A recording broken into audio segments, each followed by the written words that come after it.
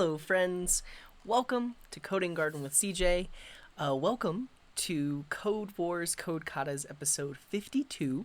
This is the 52nd time we've done this. Welcome, everyone. If you are new to this, you can visit codewars.com. And they are coding challenges that you can solve. They range in difficulty all the way from 8Q, which is the easiest, up to 1Q, which is the hardest. That's one per week for a year. Yeah, but I've been doing this for 2.5 years. But there's been some times when I didn't do the episodes. But yeah, 52 is the charm. There we go. But yeah, so there's a lot of different coding challenges you can do. They have a lot of different languages that they support. We typically do it with JavaScript.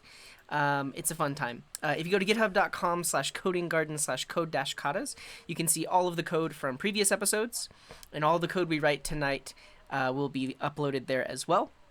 And if you have a suggestion for a kata you'd like me to solve, you can open an issue here. There are some older issues, but these 2, 3, 4 Q katas, they're hard. So we have to pick those every now and then. And last time, we actually didn't complete the kata that we had started. I think it's technically a 5Q. It was this one. It's a 6Q. Hexagon beam max sum. This felt to me like a 4 or a 5Q, but it's very possible that I approached it in a very wrong way. But we're gonna attempt to finish this one tonight, and we did get some suggestions for some 7Qs, so maybe we'll get warmed up on those. Depopom has suggested 2 of those, so maybe we'll get warmed up on those. But in the meantime, we'll hang out, say hello to everyone. If you'd like to links to all those things that I just talked about, that's there. And if anybody else comes in the chat and they're like, "Hey, how do I get that?" Use that command, and it'll give them links. And then I think Infi has a define kata? Define katas? What's the command, Infi? What are katas? Oh, well, can you put it behind a command? I'm going to put it on a command that is define katas. But here we go. Katas, code katas are small but sometimes complicated programming tasks ranging from 8Q, very easy, to 1Q, very hard.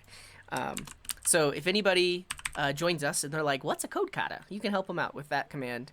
But I'm actually going to add a command, which is define kata.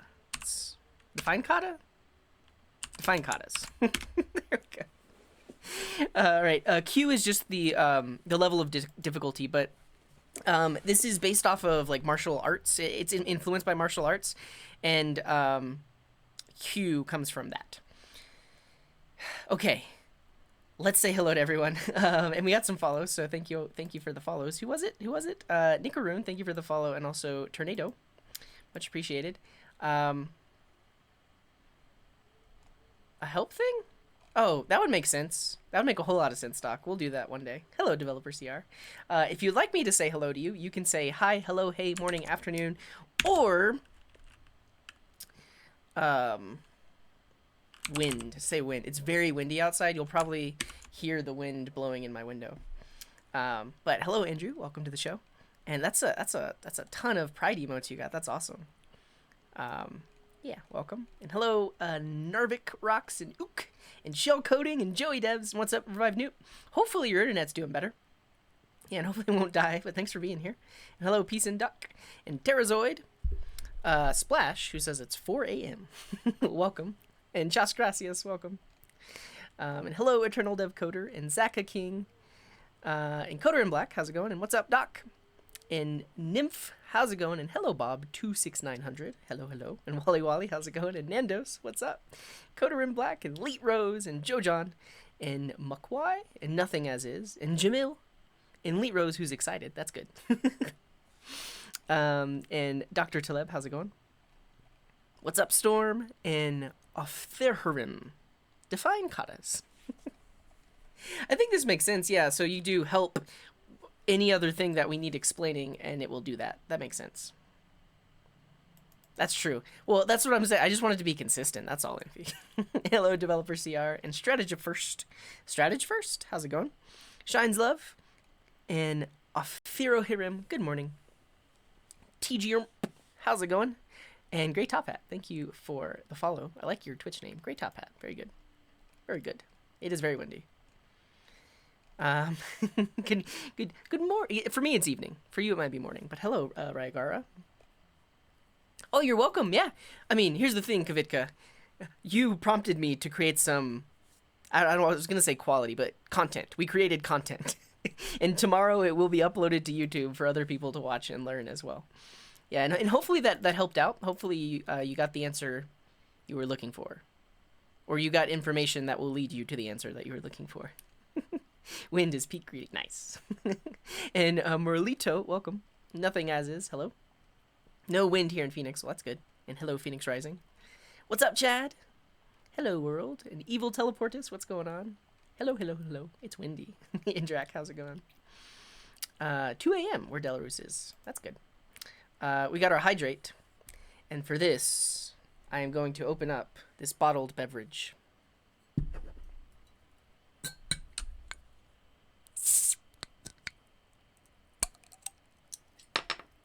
I really struggled with that. I really struggled with that. But cheers, everyone. Fancy drink, yeah. And thank you, Coder in Black, for the hydrate. Janky ASMR. Yeah. And hello, Core. Yeah, I'm doing good. You owe me a hydrate. Do I? Well, cheers. Cheers to you, Core. Watching a great channel in SciTech. That's awesome. That's an awesome status. Morning, morning. And Great Top Hat just found me on YouTube. Very cool. I appreciate that. Bob, thank you for that hydrate as well. More for me on the way. I wish I had a way to like rate limit the redemptions, but I don't know.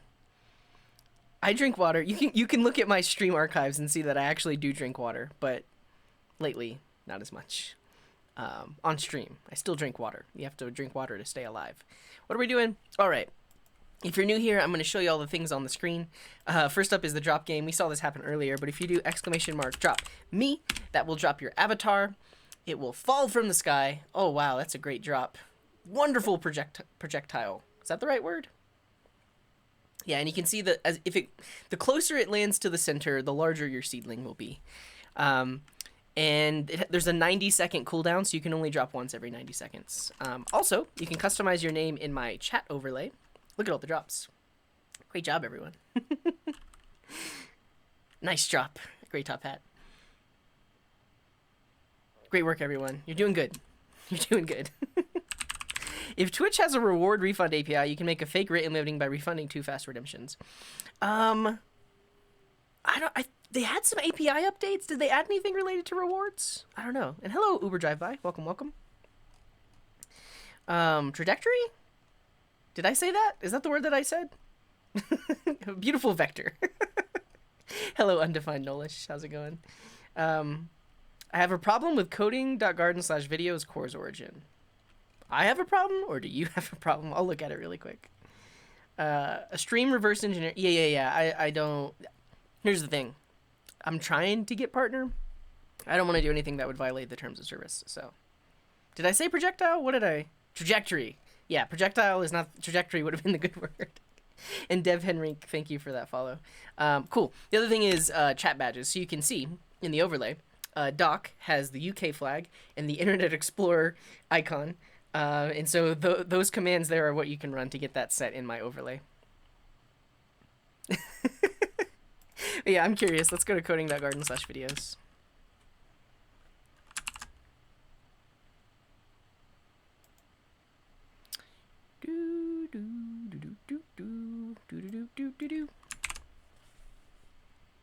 No, looks good to me. I would say double check that you don't have any extensions running that could be blocking some requests. That's happened to me before. Arthur, the Twitch Prime sub. Thank you so much, Arthur. I appreciate you. Arthur12320. Very good. Very good. All right. What else am I missing? Oh, yeah, the LEDs. This is new for some people. We built this a while back, but I finally decided to put it back on the desk. Team Spotify. Very good. But yeah, so you can see Chad running the command. If you do !LED followed by 8 zeros or 1s, it will turn on the corresponding LED on my desk here. I guess we can use Iconify, but aren't there some brands that are in font awesome but that aren't in Iconify? I don't know. Um, I think that's it. Am I missing anything? The chat isn't moving as fast tonight, so it's a lot easier for me to go through all the things that we're capable of doing. And cheers, Terminal Bash. Thank you for that hydrate.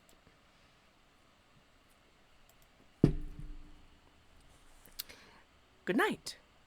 We are doing code katas. Code katas is the plan. So I think we're just going to jump right into it, and I am actually going to do these ones that were suggested by Depopom because they're 7Q, and those are a little bit easier. I'm not saying you need to chat more. Revive Newt with the gifted sub. Thank you very much. With the tier 2 gifted sub to Capital Market. Very cool. I appreciate you. Yeah. All right, we're going to do a 7Q. Let's just try this first one that was submitted by Depopom. How many days are we represented in a foreign country? Let's see what this is about. General Kenobi. What's up, David? And Access, thank you for that follow. I'm still not worried about losing my sub. Infi, you're a mod. You could, like, support me, right? Well, actually, I mean, I should probably gift subs to all my mods that don't have subs, but all of my mods have subs. Yeah, sorry. Infi, if your sub runs out, I will gift you a sub. Injection attack on the LEDs. I have not heard of Bootstrap 5, no. No thoughts on it, because I haven't heard of it. Okay, Storm says, 2 questions. I hope you have some time to help me here. First, can you brief me up on the JWT process? I'm having some problems with the login, logout process. Second, how can we use React with Electron? I mean, if I add the index.html to Electron, will I still need to run the React app? I have answered the React app Electron thing before. If somebody could find that VOD on YouTube, that would be awesome. And if you could send a link to Storm. And I actually have a whole video series on dealing with login and JSON web tokens. So this is not the stream for that. The next Q&A stream will probably be like either Monday or Wednesday next week. So that's the time to bring your question. What is code katas? Did somebody run the command? What's up, Aj? Welcome to the show. I haven't tried Flutterweb.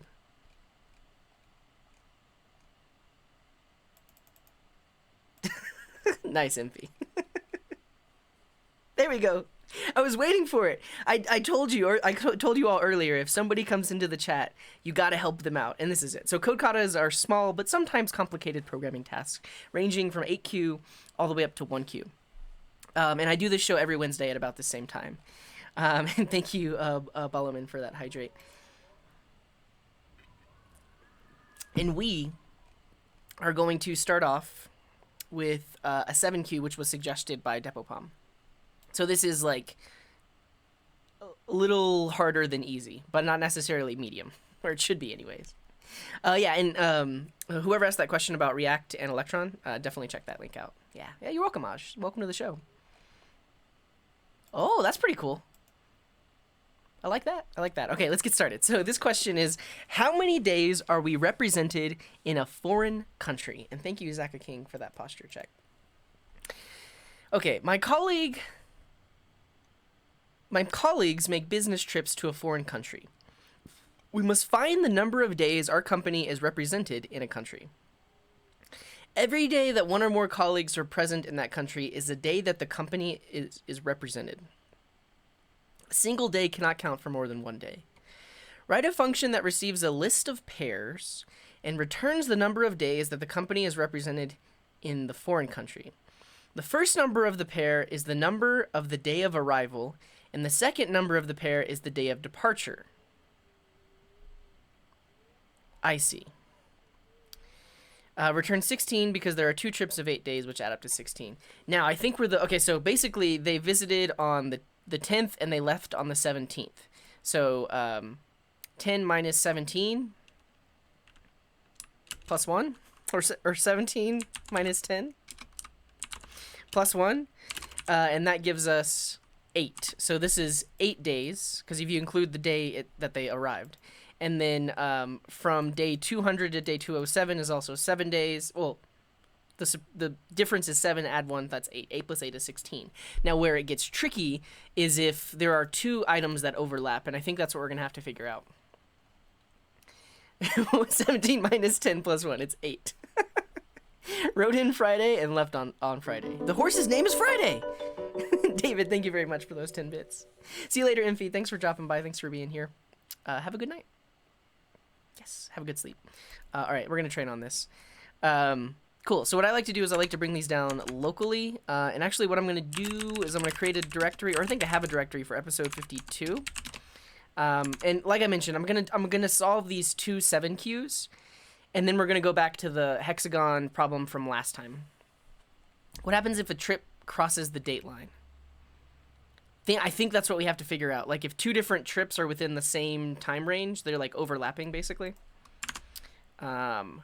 Okay. Open up VS Code here. We'll create a new file. What season is this? What are you talking about? Like what season of Coding Garden? This is still season 1. Oh, the international dateline. I don't know if we have to, I don't think we have to account for that. This is a 7Q. So it's typically like there's not a lot of gotchas in the problem statement. So yeah.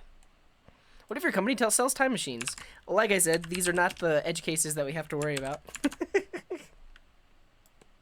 Yeah. Hopefully I'll be ready for that hexagon problem when we visit it again. It's a 7Q, so it means I can actually do it. Season 1, episode 52. Yeah, I guess we'll go to season 2 maybe after episode 100. I don't know. Oh, nice, Premiere. Glad to hear it. Yeah, we did the chicken tender thing on Monday. That was pretty fun. Okay, so there's that. Then we have some very basic tests. We're going to just make these console logs down here. And then we'll write some code.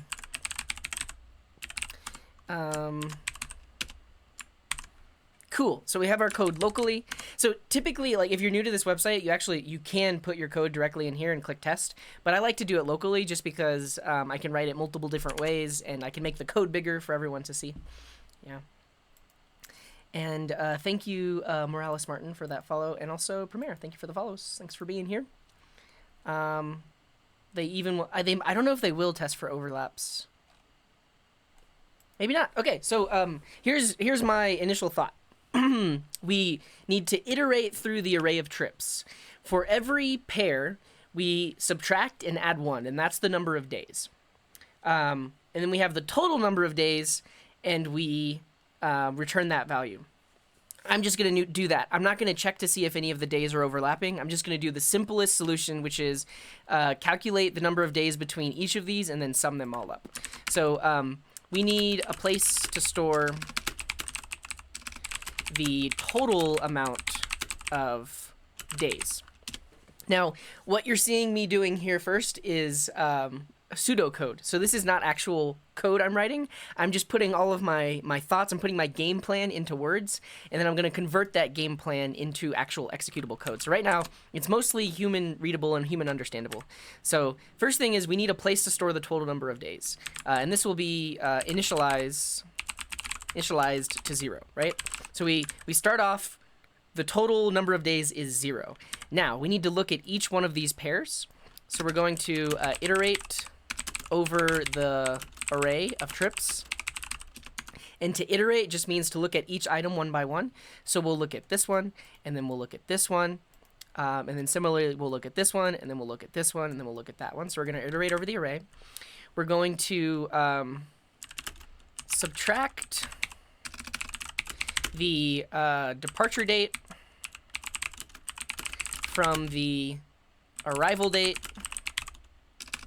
and add 1. And then we'll increase total number of days by this amount. Awesome. And then at the end of it all, we return the total amount. That's pretty much it. That's my algorithm. Let's implement it. Muse, thank you for that follow. Isn't days represented missing the second parameter?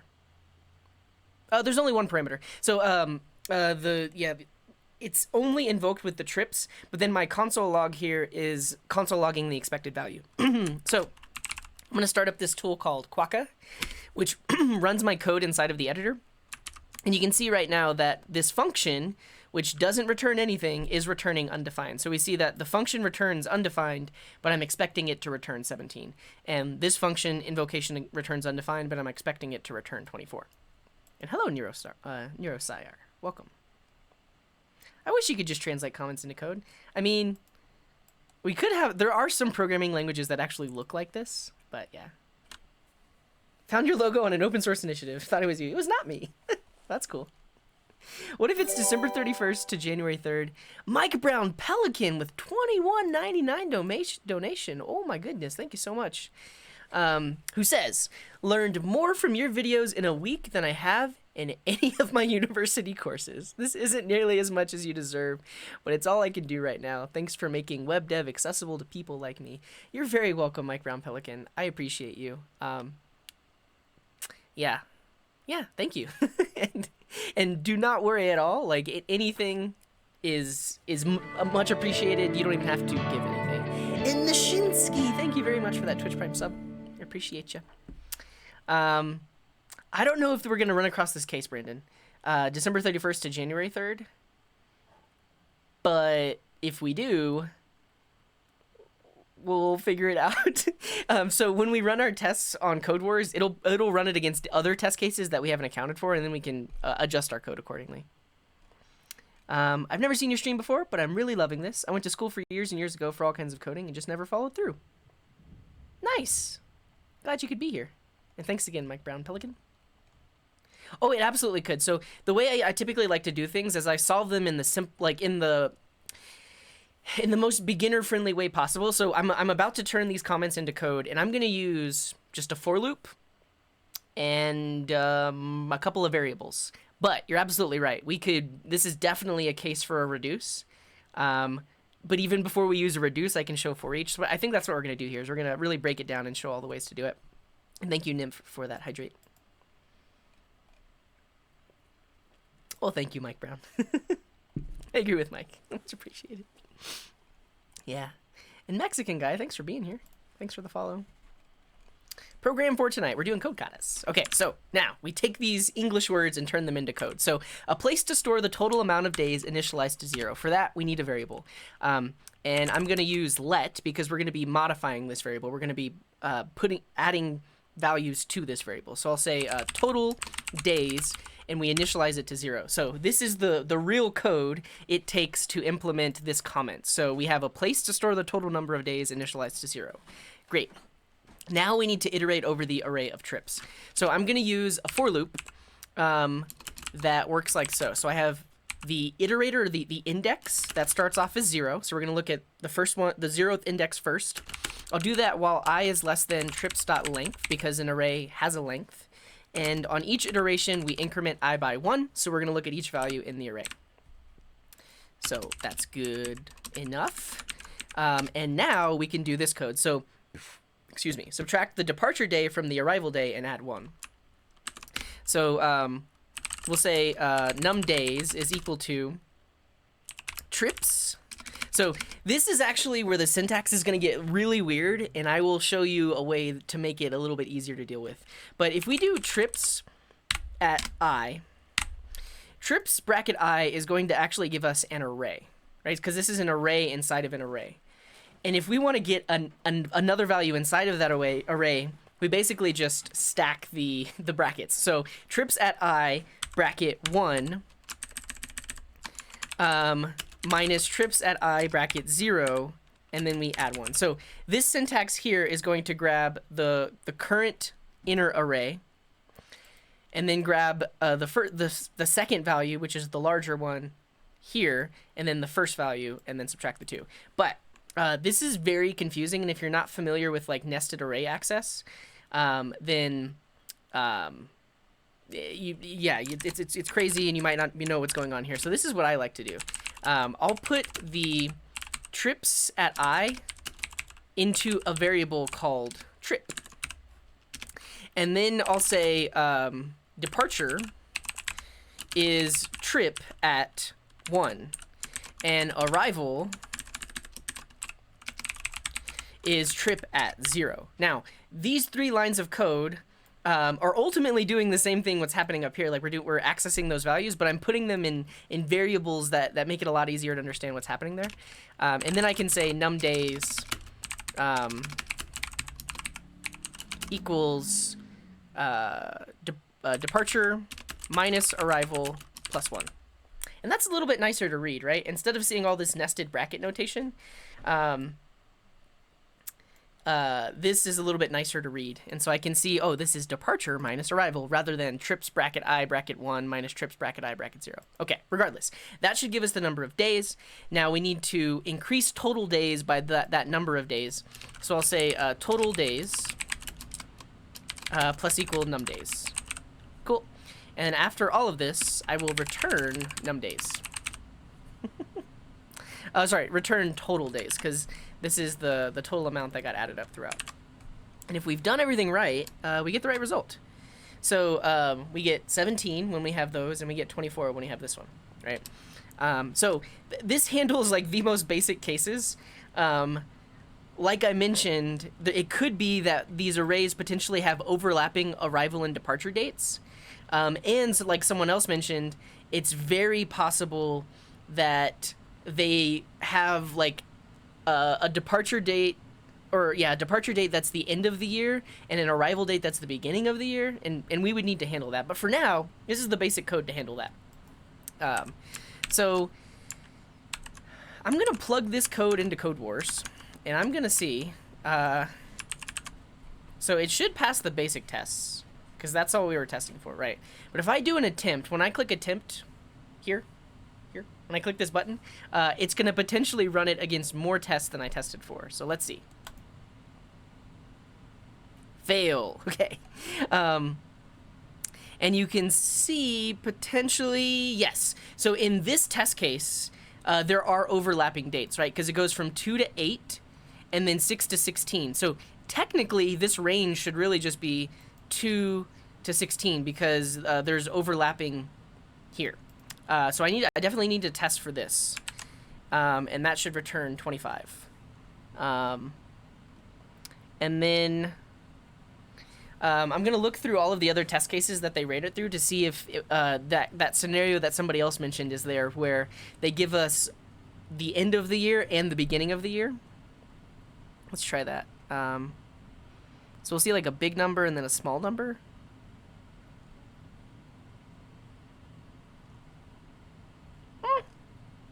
Looks good enough. All right. So for now, I know what case I need to account for as well. So we're going to log days represented. Let me close this. We're going to pass in that array, and we're going to expect to get back 25. So right now, our function is returning 28 because it's not accounting for those overlapping dates, but we should actually get back 25. Okay. Zaka King, thank you for that stretch. And I'll catch up on chat because there was some chatter that was happening. Let's see. This is a cool workflow for starting a project. I'll have to implement the pseudocode in comments. Yeah, it's a good way to organize your thoughts because like one of the hardest things in programming is just having a game plan, like knowing what you're actually going to do. And knowing what's your plan to do, because if you just start coding, you could potentially get lost in the code instead of having a solid game plan to get started. But yeah. What's up, Bob? And Kavasho, how's it going? Do non-English speaking countries have totally different programming languages, or do they just change the keywords to their language? This is the tricky thing, and I've sort of talked about this before, but that's what actually makes it somewhat less approachable for a lot of other countries in the world, is that typically to learn programming, you have to learn English. Now, there are documentation written in other languages, but the majority of the popular programming languages originated in English-speaking countries, and so everywhere else in the world basically just has to learn English to program. But like I mentioned, there are some languages that do support that, but for the most part, you kind of have to learn English to program. Yeah, I'll use a reduce. Give me a second. Using plurals and singulars in my code always hurts my brain when I come back to it later. Yeah, trips, trip, departure, num days. I don't know. Yeah, exactly. So, and typically, like, and so I did a live stream on my channel a while back where I pair programmed with a native Spanish speaker. He's from Venezuela. He's a good friend of mine. And well, we basically, I pretended to learn the basics of programming while also learning the basics of Spanish. And we would name our variables Spanish things, but we wouldn't use the accents or anything like that. But yeah. ClinCod, what's that? Chinese Python? Oh, I've never seen that. ChinaPy? Yeah, Clean Code's a great book. I recommend that book too. And hello, Mint Jim. Oh, I guess you're right. Maybe they won't ask for that. And thank you, Kane, for that follow. Couldn't you just do a dumb thing and all the days in between dates do a set? I think what I'm going to do is I need to do a first pass to see if there's any overlapping dates. And if there are, I combine them into one. Lost in the sauce. Pseudo method is life. Nice. That's good to hear, Brandon. Lingua franca. Yeah. Oh, Armenian Python. That'd be cool. Yeah, it makes sense, but it's also another barrier that you have to get past if you're attempting to learn to program and you live in some other country, and English is not your first language. That's all I'm saying. But yeah. And Napai, thank you for that follow. There's some projects involving translating the entire language, including keywords, using Babel. Oh, I haven't heard of that. But yeah, like the Babel tool for like translation. English is not that hard. That's just your opinion. For some people it is. And it especially depends on like what your native language is, because there are other languages that are very different from English. And they have a different structure and a different way of forming sentences and stuff like that. Hola, desde Argentina. Nice. What's up, Mogort? From Argentina. What does the P do in the chat? It's the parking lot, so I can remember something for later. Color and color always throws me. Yeah. What if I iterate over every single day and check if that day is within the range and return as soon as you find that it is? It would be O of n, where n is the length of trips. Iterate over every single day and check if that day is within the range. Maybe. It depends, yeah. Yeah, I agree. English is weird. Who was it? I think it might have been Tom Scott that did a recent YouTube video about just how... Yeah, it was him. Just how weird words are in English, and like how there are so many like corner cases of like when you pronounce something this way versus another way. Yeah. Yeah, I don't know. Oh, like literally iterate over every day. And check to see if I kind of like this solution. I don't think I'm going to solve that way first, but I'll keep it in mind. But yeah, we could literally iterate over every single day and see if we've traveled on that day. And then if we haven't, we don't include it. Yeah. And hello, Spreckles the dog. Thanks for being here. Dogs can program too. Buffalo. What? What are you doing, David? Oh, all the different buffaloes. Yeah, that was him. C, exactly. And Free Willy, thank you for that follow as well. Read and read. Yep. And as a native English speaker, we just know what that means. But for anyone else, they're like, what? It's literally, it's spelled the same way. I don't know. There's a video of how English would sound if every letter only had consonant pronunciations. This kata is called How Many Days Are We Represented in a Foreign Country? I'll get you a link in just a second. And hello, Pure Lol. Welcome. Hate and 8. 8? Is the H silent? Cool, but What's Up Baby had a really good suggestion, so we'll potentially come back to this. And I will also get you the link, which is this. So if you want to attempt this kata, you can click that link and go to it as well.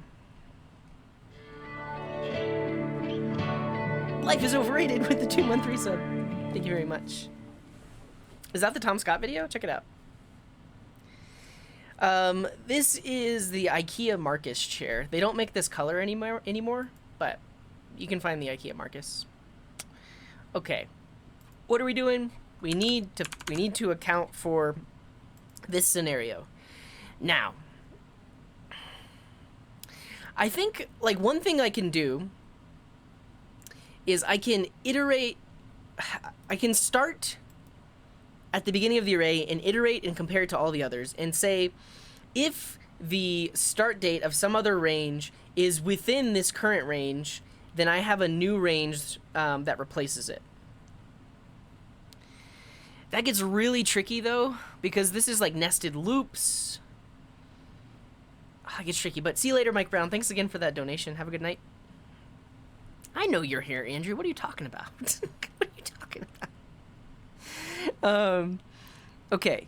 I could do that. I really like what What's Up Baby suggested. Where basically, yeah. So find the difference between the departing date and the arrival of the next set of dates, and that should give us the overlap.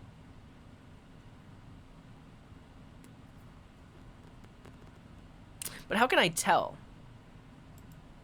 I basically, like, there are multiple ways to go about this, but I think the first one is you have to find any items that overlap and then combine them into one, because basically this would then become that range, and then we get the correct value because we don't have the overlapping dates, but we have to account for that.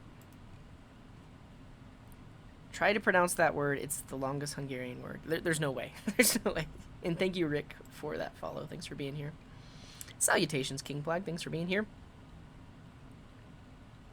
Yeah. All of a sudden, it doesn't feel like your average 7Q. Agreed. Agreed. But actually, I have a better idea. I mean, and it's very similar to what What's Up Baby has suggested. And I think somebody suggested this earlier in the chat, is to use a set. Oh, and that must be greater than 0? Yeah. I don't have a fan on, but my air conditioner was on. It's off now. It just turned itself off. Yeah, and so I think, okay, so here's what I'm gonna do. I'm basically going to, I'm gonna scrap this solution. Scrapping this, because we are not accounting for modulo divide with the donation for overlapping dates. So this was a good first try, and it works for some cases, but it doesn't work for overlapping dates. I have some new pseudocode that I want to use for overlapping dates, that accounts for overlapping dates. Here we go. And it's not quite what What's Up Baby is doing. So this is just inside of my my editor. This is VS Code, but I'm using a plugin called Quokka. Oh yeah, and I'm gonna read modulo divide's message. I definitely will. But I'm using a plugin called Quokka, which is what is logging my output here. But I am just using VS Code. Okay, let's see what modulo divide said. To coding education. First stream went well. We talked about dependency injection and testing in Spring Boot. Thanks again for being such an inspiration. Oh, that's good to hear, Modulo Divide. Thanks for the donation. Yeah, and Modulo Divide has been, I haven't had a chance to tune in, but they've been doing some streams on Spring Boot and Java. So if you're interested in that, definitely check them out. Modulo Divide. Did I do that right? Yeah, there you go. Check them out. Oh no, a duck. Thanks for being here. Oh no, a duck. I do have a YouTube channel. Yep. That's it. Thank you. Yeah, there's also exclamation mark YouTube. My opinion about C#. It's cool. I used to do it. I used to do a lot of it. I did it for like 3 or 4 years, but now I mainly just do JavaScript. Okay, so here's the plan. I'm going to totally rewrite this function. I have a brand new set of pseudocode, so I'm scrapping that initial version because we have a new requirement that we need to account for. Okay. Here's what I think we need to do. We need a place to store all of the days we have visited. Not pseudocode, pseudocode. That's another one of those English things. P-S-E-U-D-O, pseudo, which means like fake, I guess. Yeah.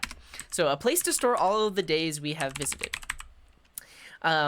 And this is actually going to be, we could use a set, but I'm just going to use an object because you may not know what a set is. And if you know about objects with keys and values, that'll be good enough. And so basically what we're going to do is we're going to iterate over all the trips. And then for each trip, we will iterate from the start date to the end date. So I'm going to have a nested loop in here that goes like from CM Griffin with the raid. Welcome, Raiders. Welcome to the show. Glad you could be here. My pseudocode is just your password. Exactly. And everyone should check out CM Griffin. He's a fantastic streamer. Welcome, Raiders. Shout out CM Griffin. Yeah, dude. Thanks for being here. Yeah, click that link twice. Click it twice. And thank you, I know Pixel. Thank you for that follow. Hello, John. How's it going? But you have arrived at the coding garden, and we are currently solving Code Wars Code Katas. This is the kata that we are solving right now. What's up, Flu? How's it going? This is just a coding challenge that we're working on. So yeah. Pixel? Hey. We got three shoutouts. All the shoutouts for CM Griffin. Just enough save for lo-fi hip-hop remix, and I can't redeem. I will enable it after this kata. And then I won't do the hexagon problem that from last time because I'm kind of dreading it. But okay. So we're actually we did one attempt at the problem, but then we were thrown a test case that we didn't account for. So now we're starting from scratch. And basically we're given an array of trips, and each subarray is the arrival date and the departure date. Oh, John. John is the one that initially suggested hexagon beam. We'll take a look at it. I'm not going to skip it. I will do it. And Seska Boom, thank you for that follow. I didn't mean to make you sad, John. Okay, so we have an array of arrival and departure dates, and we need to determine the total number of days that we've visited. But what we didn't account for, another raid! Thank you very much, Larry. Welcome to the show. Let's all go hang out at Coding Garden. That's what all the streamers are saying right now. Everyone should check out Larry. He is a live coder and an all-around great dude. He does problems like I'm doing, but much harder ones. He's much better at the harder problems than I am. What's up? How's it going? Ready to take on the boss mob. Ooh. Yeah, no worries, Larry. Thanks for being here. Great place to relax after a long stream. Nice. Yeah, CM Griffin streams for hours. How long was your stream today? I saw your uptime earlier. But yeah. And hello, Crow. Welcome. Okay. So, only 9. So we have an array of arrival and departure dates, and we need to determine the total number of days we visited. And what we didn't account for was for like overlapping dates. So this goes from the 2nd to the 8th. This goes from the 6th to the 16th, and this is technically overlapping. So we need to account for that. So my new way of solving this is to first have a place to store all of the days that we've actually visited. And now we're going to iterate over each of these trips, and we're going to have a sub loop that goes from the start date to the end date, and we will add the day to the visited days if we have not already visited on that day. So basically, the visited days is going to keep track of all the visited days, and that's how we're going to account for this overlap here, because initially we're going to store 2, 3, 4, 5, 6, 7, 8 when we use this, but then when we iterate over this array, we're going to see that 6, 7, and 8 have already been stored, so we're going to skip over those, but we will store 9, 10, 11, 12, 13, 14, 15, 16, etc. So this is going to help us account for overlapping days. Great. And then at the end of all this, we return the number of days visited. Just like that. Cool. So let's write the code. Segments and union. Always an annoying problem. Yep. Because the initial way we solved it was we basically just calculated the days between each of them, but then we got this one, which was like, oh, it's a subcase, so we had to go back to the drawing board. What's sleep? Well, thank you, Veteretti. Thanks for being here. When doesn't he stream? I guess that's true. I'm actually very curious, CM Griffin, because I know you have a job, but you also stream, like, all the time. And I guess you're working your job and streaming at the same time? I don't know. Kappa. Yeah, we could use a set. I'm not going to use a set just yet, but we'll show that afterwards that you could use a set. And Alte, thank you for that follow. And Leon the Monkey, thank you for that follow. And we're going to go into focus mode. We'll do 8 minutes of focus mode to take these comments and turn them into code. What's up, Bad Modder? Your icon is literally the Twitch verified icon. That's really funny. Cool. We're going to go to focus mode for 8 minutes. Yeah, I see you doing that every now and then. That's awesome. That's awesome that you can do that. I want to do that. All right, so let's solve this problem. So a place to store all of the days we have visited. I'm going to put this into an object. Days visited. And that's an object like this. And what I'm going to do is when we visit a day, we're going to put it as a key in the object. So what we're going to end up with is an object where the keys are the days visited, like 2, and the value is true. So 2, 3, 4, etc. So this is going to be an object that gets filled up with all the days we visited, and then at the end, we can just get the number of keys in that object. So now we iterate over the trips. So I'll do a for loop that goes from I equals 0, while I is less than trips.length. Increment I on each iteration. Then we do these two things inside the for loop. So we iterate from the start to the end date. Now I am going to rewrite the code that I did up here just to talk through what happened. So each one of these subarrays we can put into a variable called trip.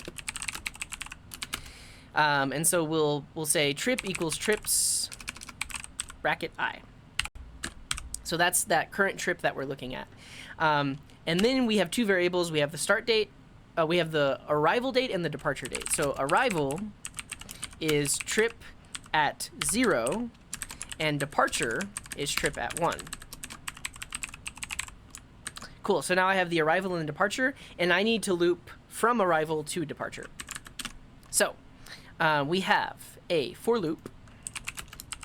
We'll say, let's call this day, and that day is equal to arrival. It starts at arrival, and then we'll say while day is less than or equal to departure, and then we'll say day plus plus. So basically we're gonna, like, let's take for example 10 and 15. The for loop is gonna start where day equals 10, then it will be 11, 12, 13, 14, 15, and then it will be equal to departure, and then we'll break out. So this loop is going to look at every single day that we're there. And then we need to add it to the visited days. So, and right here I have in parentheses, if we have not already visited on that day. But the cool thing about objects are that if I add a property twice, it's just going to override it. It's not going to add it twice. So I can really just say days visited at day equals true. And this automatically accounts for overlap, because if I try to set the property 6 twice, it doesn't add it twice. It only adds it once and sets it to true once. So that should be good. And then right here, I'm just going to log, let me comment these out. I'm just going to log days visited so you can see what we got.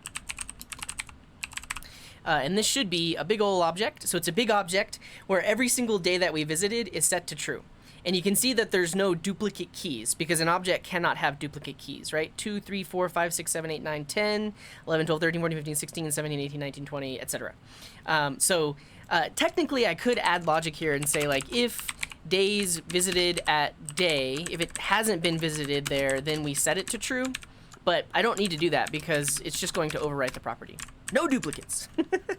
All right, now what I need to do is we need the number of days visited. So there's a built-in method to get the number of keys inside of an object, or to get the keys in an object, and then I can just return the length of that.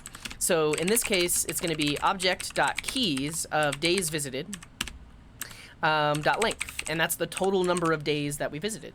And now we account for overlap. So it works for that one, it works for that one, and it works for that one. Great work.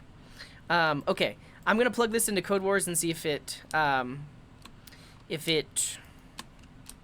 works. And then if it does, we'll clean up the code a little bit, and we'll show it with a set, we'll show it with a reduce, we'll show it with for each, we'll show it a bunch of other ways too.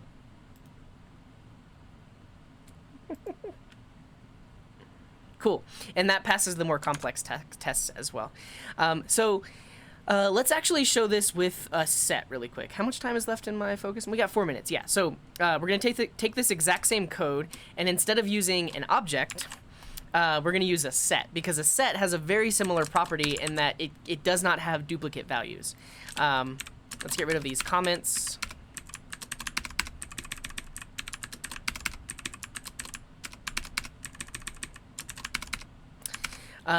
Cool. So days visited is now going to be a new set.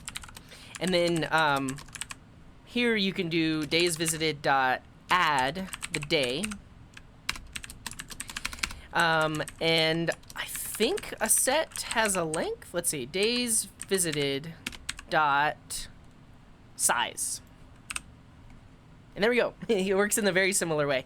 But one of the properties of a set are that if you add the same thing twice, it's not going to add duplicates. So a set always has unique values. And the set is newer in JavaScript. It was introduced in ES 2015. Objects have been with us for a very long time. And as you can see, we can use them in a similar way. There are some gotchas, but yeah, a set works in the same way. Cool. Let's also show this with a for loop, or sorry, a for each instead of a for loop. So right here, we are iterating over trips. And there is this function built into arrays called for each that allows us to pass in a function that will get called on every element in the array. And so now if I do that, the code gets a little bit simpler. Sort of. It depends on if you've seen a for each before. But this should work, yeah, so this works in the same way.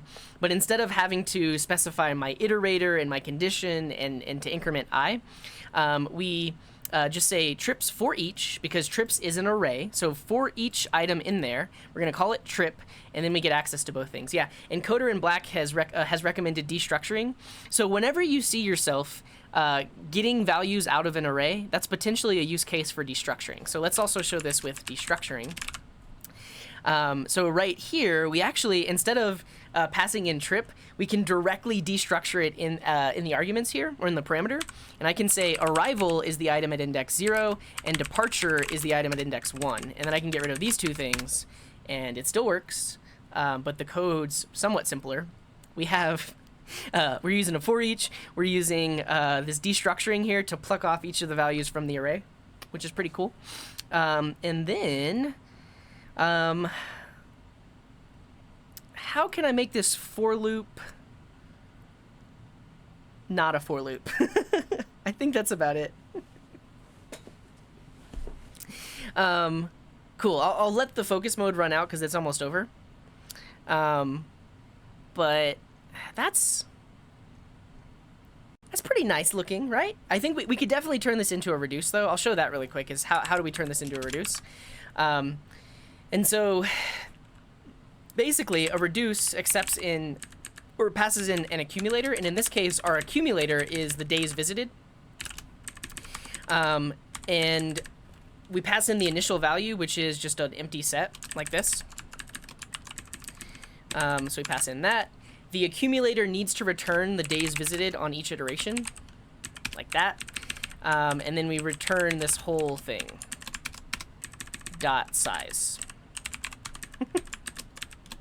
So our loops and stuff like that has gotten turned into this reduce with destructuring and a set and all that good stuff. Cool. There's definitely other things we could do to turn this into like a nested array or something like that. But cool. I will now take any questions that you have and attempt to catch up on the chat, because we went a long way. So basically we went from this, which was a for loop over the trips. We're manually extracting out the variables. We have a nested loop that then goes from the arrival to the departure. And before we did the set, we actually did the same thing with an object. And then the next thing was, instead of using a for loop, we used a for each loop, which was very similar. Like if you compare this one and this one, it's very similar. The only difference is that we're using for each instead of the manual for loop. And that's a great question, Doc. Is the reduce actually better? Probably not.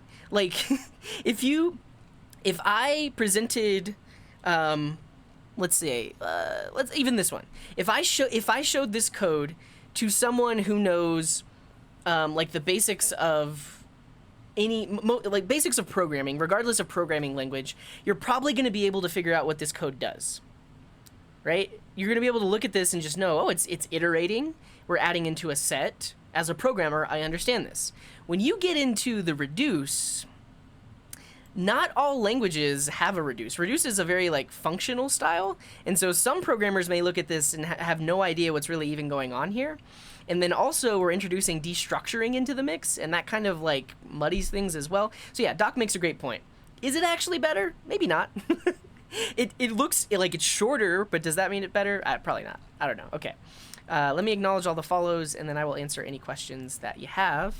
Thank you to Frequency Hop for the follow, and Dips the Curious, Pumps, Pivots, Fires, thank you, and Marvel Palos, thank you for that follow.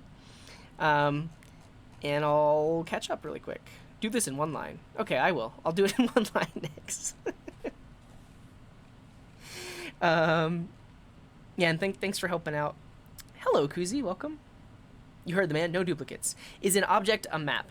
In a way. So, that's what's interesting about JavaScript objects, is you can use them as a map, you can use them as a set. Now JavaScript actually has a proper map class that you can use and a proper set class. But before that, objects are very versatile in that you can use them in both ways. But typically, yeah, an object is kind of like a map because it has keys and values. It maps keys to values just like a map does. How about New Year visits and leap years? We don't have to account for that. And what's the big O? So this one's kind of tricky to figure out because it's big O of at least in, because we have to iterate over the input array. So that's in. But then inside, we have nested iteration for each of the sub-values. And the range there varies for each of the sub-values. Like you could say in times im, but im varies. I don't know if there's any other, I mean, Larry, if you're still here, maybe you can help us figure this out. What would the big O of this be? Because the inner iteration is not a constant value. It's not an im. It varies. It's kind of like in times the length of each sub, or the distance of each subarray or something like that. I don't know. I really don't know. Hello, code innovators. Welcome. A set is a data structure that only allows unique values, and that's why it was particularly useful here, because we only wanted to store the unique days. And so with a set, it only has unique values.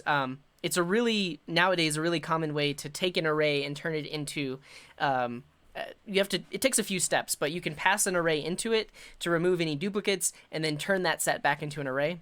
A lot of JavaScript developers are doing that these days to get the unique values out of an array. Yeah. Hello, Mary Jo. Everyone should check out Mary Jo. She's a member of our Live Coders team. Someone popped into my stream and pointed out one of the photos I had on screen looked like me. Oh, nice. Was it just like a random internet photo or something? That's cool. Yeah, no worries, Derp. Thanks for being here. Is there no generator like range in Python? There's not. You can do like array.from, but even that's tricky. Yeah, you don't really have a range generator. And you lost me. Yes. If you understand this one, which was just objects and nested loops, that's great. This next one, using a set, you'd probably have to learn a little bit about a set to understand what's going on, but comparing the two pieces of code, you might be able to get that's what the set is doing. And then this one, a little bit trickier because now we're dealing with callback functions, and then we just jump off the deep end. We got destructuring, we've got reduce, all that good stuff. Yeah, let's talk about reduce. This isn't the best example of explaining reduce. Mainly because there's like tricky stuff going on here. The easiest example of reduce is summing the values in an array. So like if I have 1, 2, 3, 4, 5, and I want to calculate the sum of all the values here, it works like so. So reduce accepts a function. The first parameter is the accumulator. That's the thing that you're building up. The second parameter is going to be each value inside of the array. And then you can also have an initial value. So if I'm summing up all the values in this array, the initial value is 0. And then on each iteration, I want to say sum plus equals value. Now, this function gets called on every single value in the array. So if I want the next invocation to have the current running sum, I need to return sum here. By returning it, that makes it so that in the next invocation, sum is equal to the previous value. So basically, sum is accumulating as we move along. So initially, sum is 0 on the first invocation, and value is 1. And then the sum becomes 1, we return sum. And then sum is 1, and the value is 2. Then we add that gives us 3, and we return 3. And then sum is 3, and the value is 3. We add those, we get 6, we return 6. Sum is 6, the value is 4. We add those, that gives us 10. Sum is 10, the value is 5, that gives us 15, and then we're done. Is that right? 5, 6, 7, 8, 9, 10, 11, 12, 13, 14, 15. We did it. So that's how that works. Now, however, I bet, like, how much do you want to bet right now there's somebody in the chat telling me that I could write this as a one-liner? Tell them to calm down, because we're beginners. And writing it as a one-liner would not have helped that explanation. But those people are absolutely right.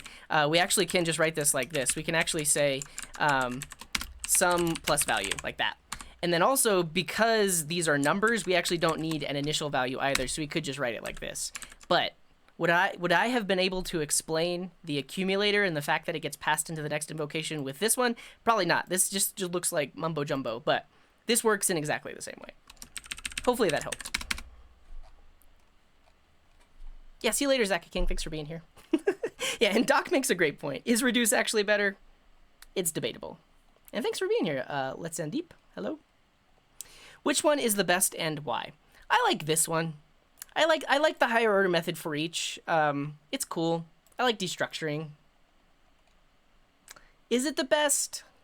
I don't know which, like, technically they all have like roughly the same performance. I like the way this one reads. It reads nicely. Well, thank you, Velvet. Thanks for being here. Me and my wife are a big fan from Toronto. Oh, nice. That's very cool. Thanks for tuning in. If you do !VS Code, you can get a link to all of my extensions and settings and everything else. I binge watched my 7-hour framework video. Nice. I'm 6 minutes behind on chat, but that's okay. You could use a flat map? Possibly, yeah. Because you basically can take this array and flatten it, but each of the subarrays becomes a range of values, but the only issue is you need to remove duplicate values. Garden needs a weedin'. I'll reset the drop game.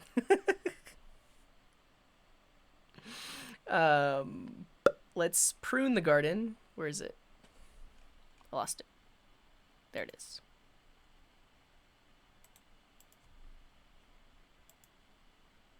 There you go. Now, drop to your heart's content. And Mitch, what's up? Thank you for that follow. Keep on moving. And Sandy Can, thank you for that follow as well. Yeah. The reduce there is just hiding a load of repeated assignments and other operations from your polyfill.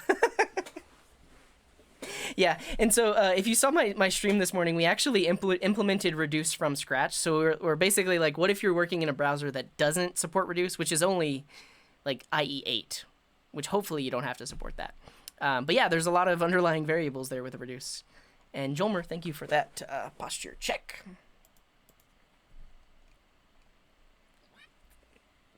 Is it n squared though? It's not n times n. It's n times some other nested value. And thank you, Axis, for the posture check as well. Is there an easy way to detect collisions without iterating over each of the trips? Only using their values for better performance time.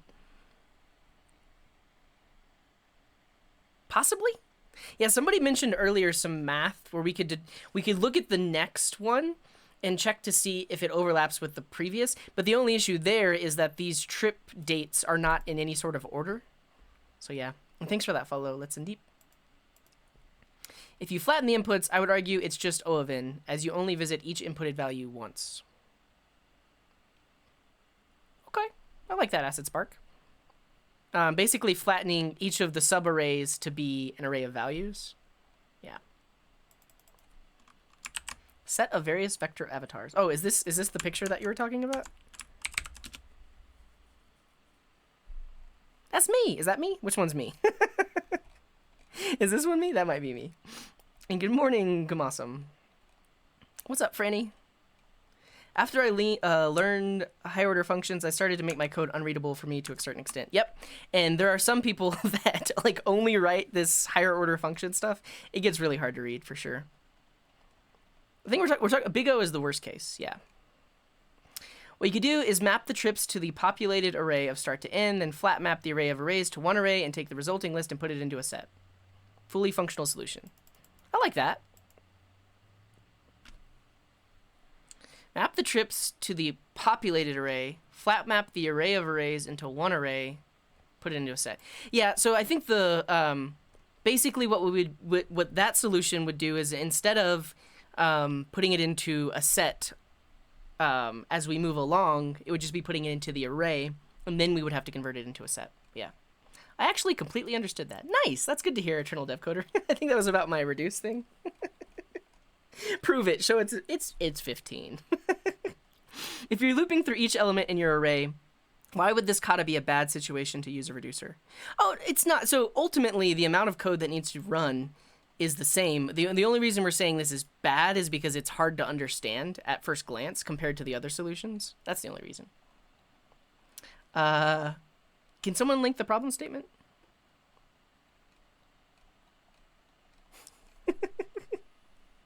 It's called reduce because you typically can take an array and reduce it to a single value. Like a sum is to take an array and to reduce it to a single sum. In this case, we're taking this array and reducing it to a set of all of the unique days. So yeah. Other languages called fold. Oh, I've never heard of that. That's cool. Good to know. What's up, Euclidean Ace? And thank you, Hippo Viva, for the hydrate.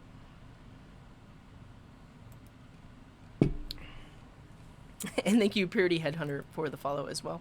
Lost the garden. 4 a.m. Brain doesn't work anymore.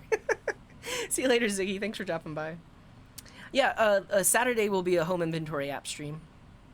The inclusion-exclusion principle. Never heard of it. Oh, cool. That is me. All right, so I was wrong. Nobody was telling me I should write it as a one-liner. there aren't a lot of, I guess, JavaScript coders in the chat tonight. I don't know. The worst case of big O of n times 365, because the nested loop can be 365 at the most worst case. It's times some value, though, but I see. And, like, this is technically, this gets, I see. So this value, just we throw it away because it's a constant value. I think that makes sense. Sort the number of pairs in order to do some math magic to just do the subtractions. Yeah. Hello, Depopom. I actually did the problem you suggested. Welcome. Cool. And thank you, easy to pronounce username. Thanks for being here. And also, untrue. Thanks for being here. Yeah. Yep, it's yours. Oh, thank you. Yeah, this is if you click that link, that's the problem we're solving. I just woke up and I can't understand what the heck is going on. Well, basically, you can read this one. And I'll review it one last time before we go. And thank you, Crow, for that follow. And also, Slanjo. Entropy. Make it a one-liner? Okay, I'll make it a one-liner. But after we go through the annotated solution. And the Notorious Bunny, thank you for that follow. If Alco were here, he would have... I don't think so. No, like, there are just certain people that don't understand that newer coders can't think like that. Like, they can't just look at a one-liner arrow function and know what it does. I don't know. It would be terrible for my sanity. I'm gonna do it. Oh, you did earlier? Okay, no worries, John. And Andreas Andrews, thank you for that follow. We're almost caught up. Yeah. Oh, during the focus mode? Okay. Yeah, no worries. I am gonna get to the hexagon thing. We're gonna get there. I've been in for a while and I need to learn the new JS stuff. Yeah.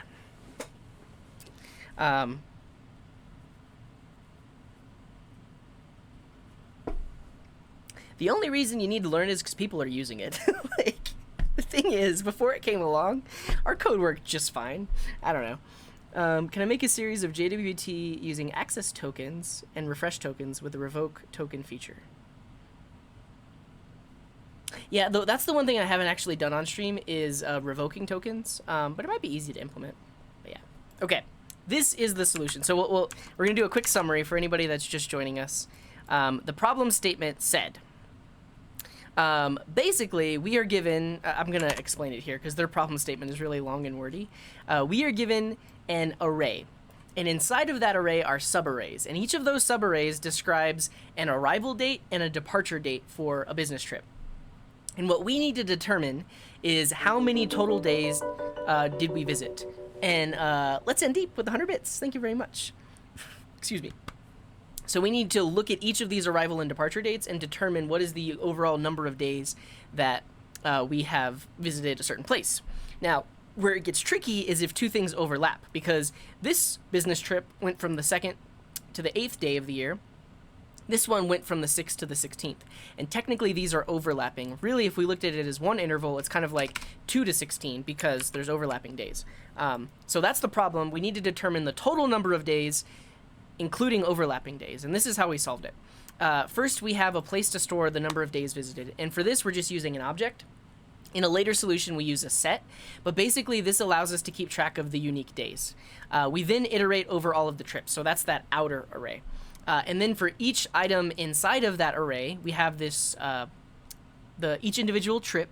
The first index is the arrival, the last index is the departure. So we have a loop that goes from the arrival date to the departure date. And each day in there we put into days visited.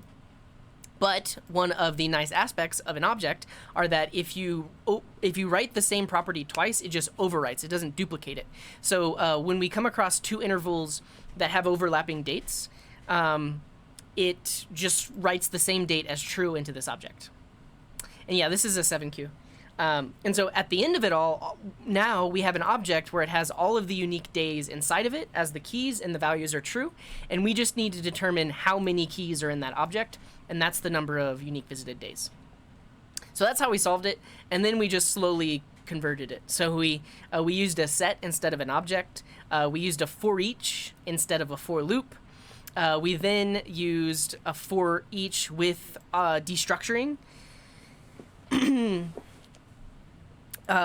then lastly, we used a reduce with destructuring. And somebody asked to turn this into a one-liner, so let me do that really quick. We basically need an array that goes from arrival to departure. So I'm going to do array.from. The length of this array is going to be departure minus arrival plus 1. That's the length of the array. And then array.from can accept a callback. And we need to get access to each index. And we're going to say that index will be I plus arrival. And so what this is going to do is this is going to give us an array that has all these values. And basically, I think, can a set add multiple items? Let me see.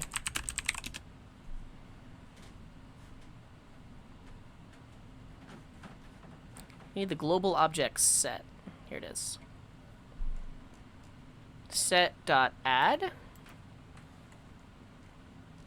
appends the item, the value of the element to add. No. So basically what we actually need to do is this. Okay, here we go. So we're gonna say days visited add I plus arrival. Wait, sorry. Okay. I messed up. Okay, we take days visited dot add. We get rid of this for loop.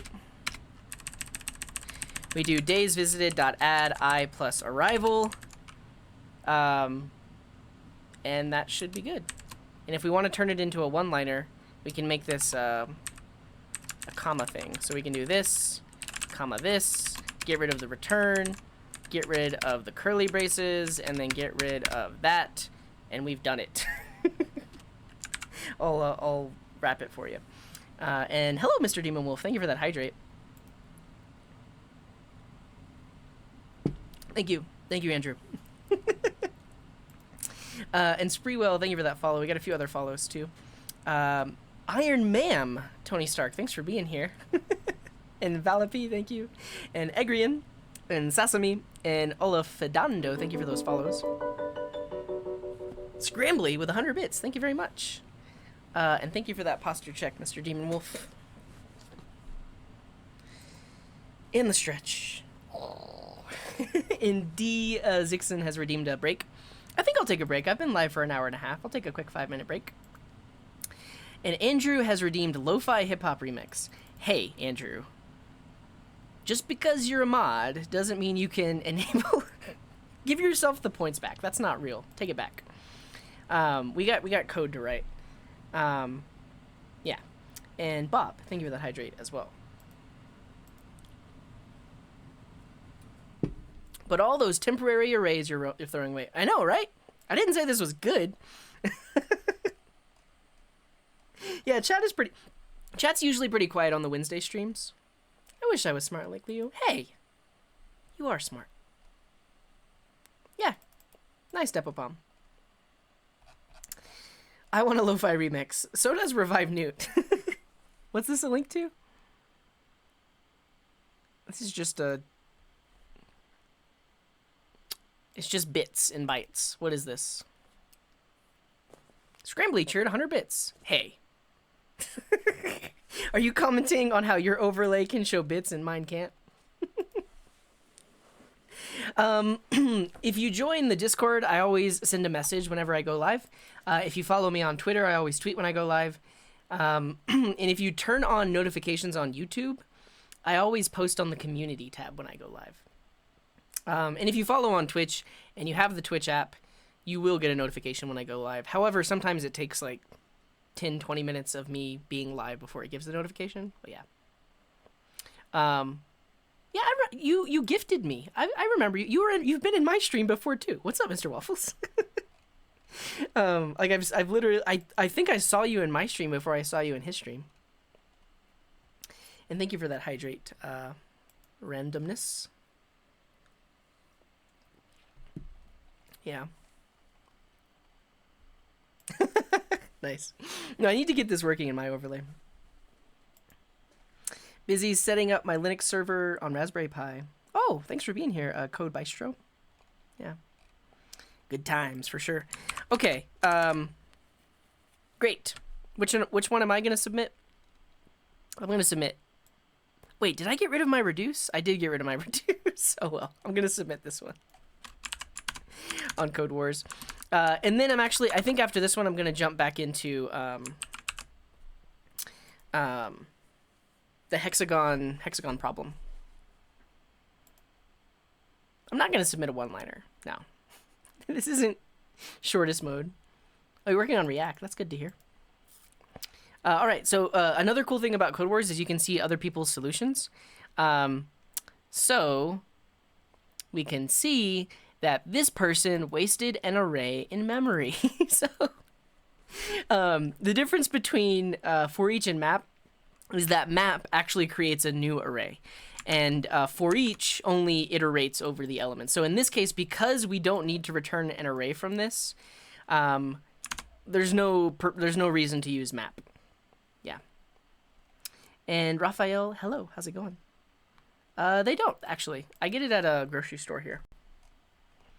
I'll spend the points if you'll do it. I didn't hear that he was starting a study group. Maybe? I'm really busy. Everyone's busy. I don't know. Maybe I will. Sir, please step out of your code editor. Map is 30% faster than for each. Well, it uses more memory because it has to create a new array. Is it, though? Also, this is a 7Q problem. We don't really have to worry about performance. I guess, I mean, I don't doubt it. I'm just curious why, and I'm sure it has to do with the particular JavaScript engine that your code is running in. Like, why would map be faster than for each? I don't know. Yeah. Okay. This just has some nested loops. And, oh yeah, so this is one thing we didn't do And this is what I basically always try to avoid doing, because technically what we've introduced here is potentially an n squared algorithm, because big O of n squared, because for every value they push into the array, they check to see if that value is already in there. And this is where something like an object or a set is a lot better, because we don't have to iterate to see if we've already added it before. It's just an instant add. Yeah. If it works, it works. Yeah, and then also this is includes is very similar to like index of. It has to search the whole thing potentially to find it. Cool. All right. I'm going to take a 5-minute break, and then when I come back, we are going to defeat this hexagon beam max sum problem that we started to attempt last time. Bad modder, thank you for that, host. Much appreciated. Yeah.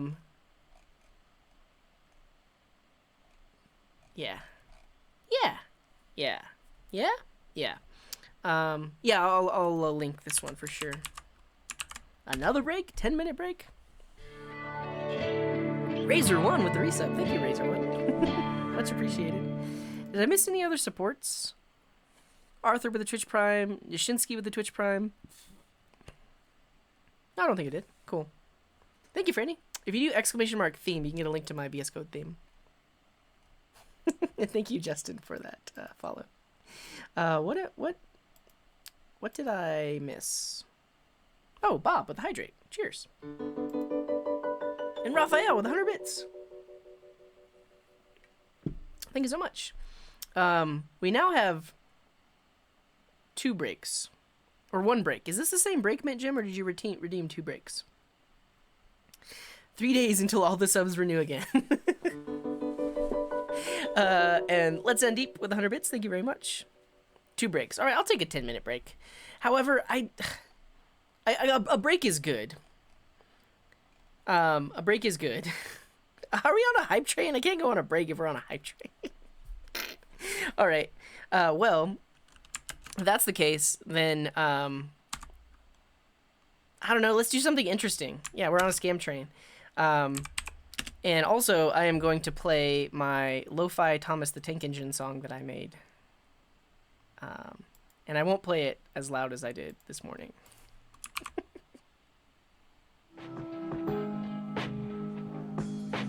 How's that volume? Is that good volume? Louder? Lower? Lower? Higher? Lower? Lower? Higher? And thank you, Marlon, for that hydrate. It was very loud this morning. And thank you, Tari, for that follow. Mint Jim says perfect. Bob says lower. Can we get more opinions in the chat, please?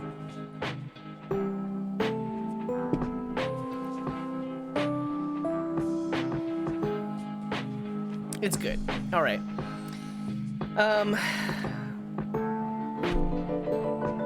Krolstad, thank you very much for those 300 bits. Cool.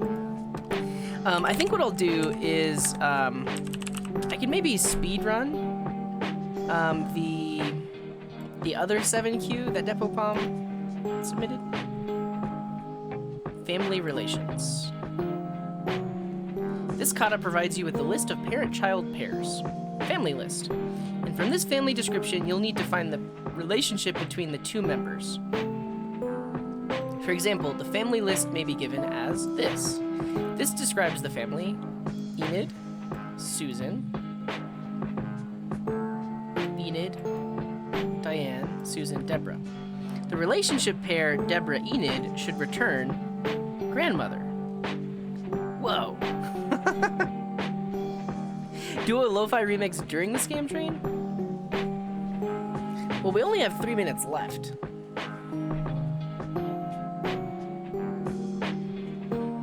A session at what?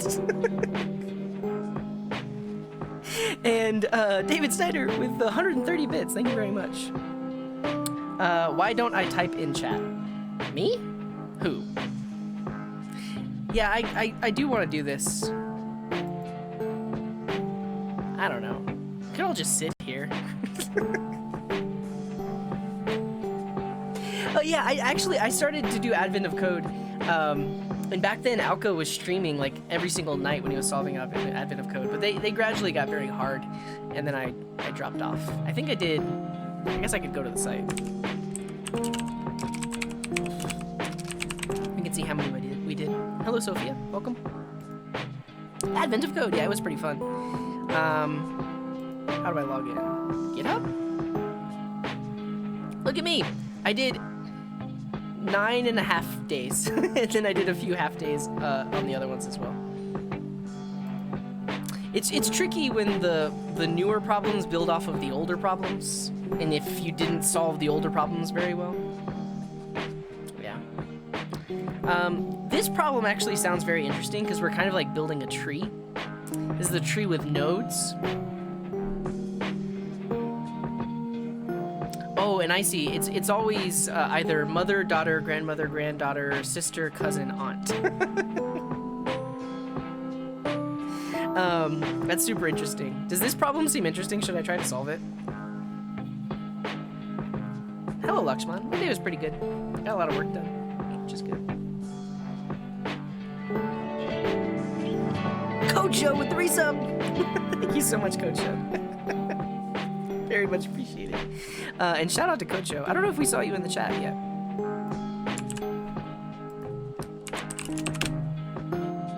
Code Show is a member of our Life Coders team. Boga, hey, how's it going? That kata does look kind of tricky, but the interesting thing about it is we basically can build up.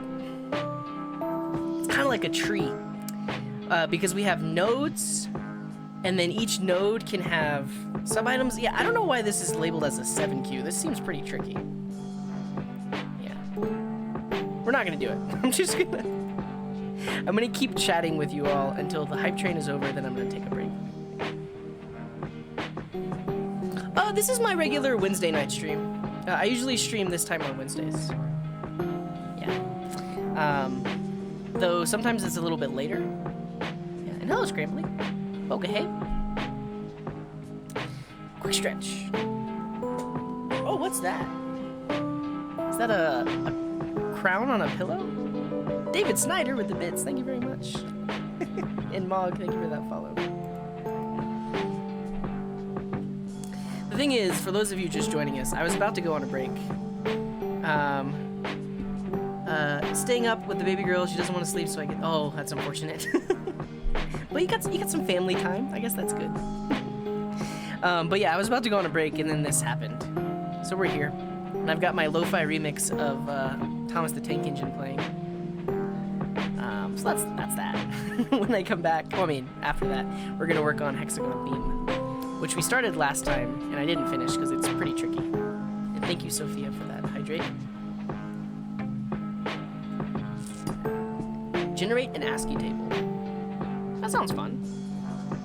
Yeah, what is that? Pride crown on a pillow. Very cool. I got 7 more bits, but I can't use them because of the minimum. I guess I could disable that.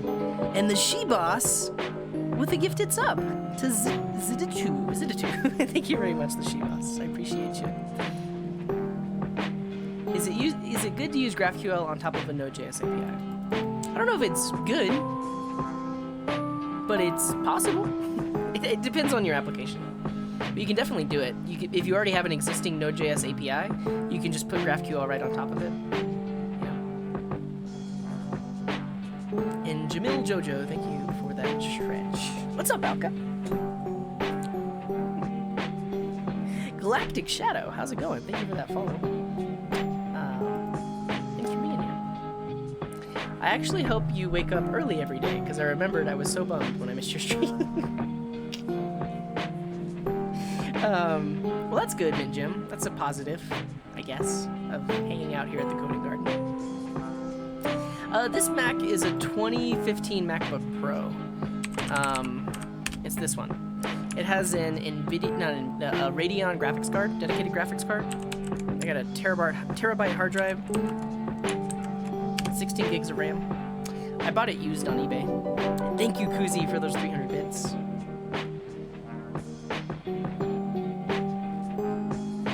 Thoughts on Golang? I've seen it, but I haven't really written much Go. Actually, that sounds fun. Let's write a Go program, or try to.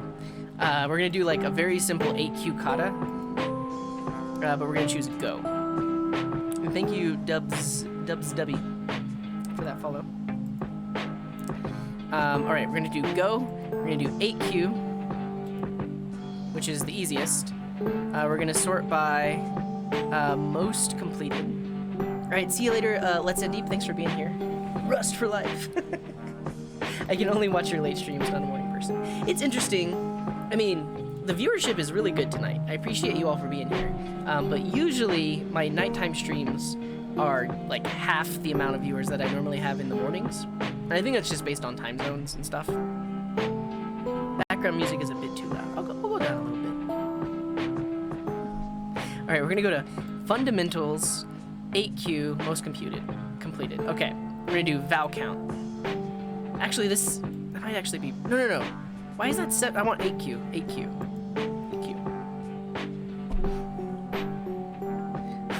Even or odd. And we're gonna try to do it with Go. Here we go. Let's go. So this function, given a number, needs to determine if it is even or odd. I mean, I'm just gonna try to write it. Oh, thank you everyone. What did we get? Level 1? Cool, but I appreciate you. Thank you for all the supports. And I'm gonna try to solve this without even looking up how Go works. So I'll say if number mod 2 is equal to 0, then that means it's even. And so if it's even, I need to return even. Otherwise, I need to return odd. Yeah, are there semicolons in Go? Build failed. Unexpected. Oh, there's no triple equals. It should be double equals. Test. Build failed. Unexpected return. Expecting curly. Okay, so you have to. Oh, there are no parentheses on an if. Okay. Let's try again. Build failed. Unexpected return. Expecting curly braces. And then I guess I need curly braces. I should just look up how does Go work, honestly.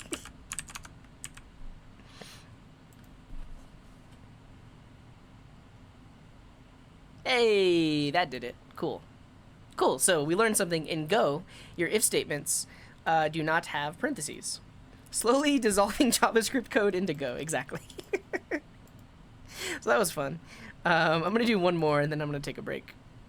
Not so Go.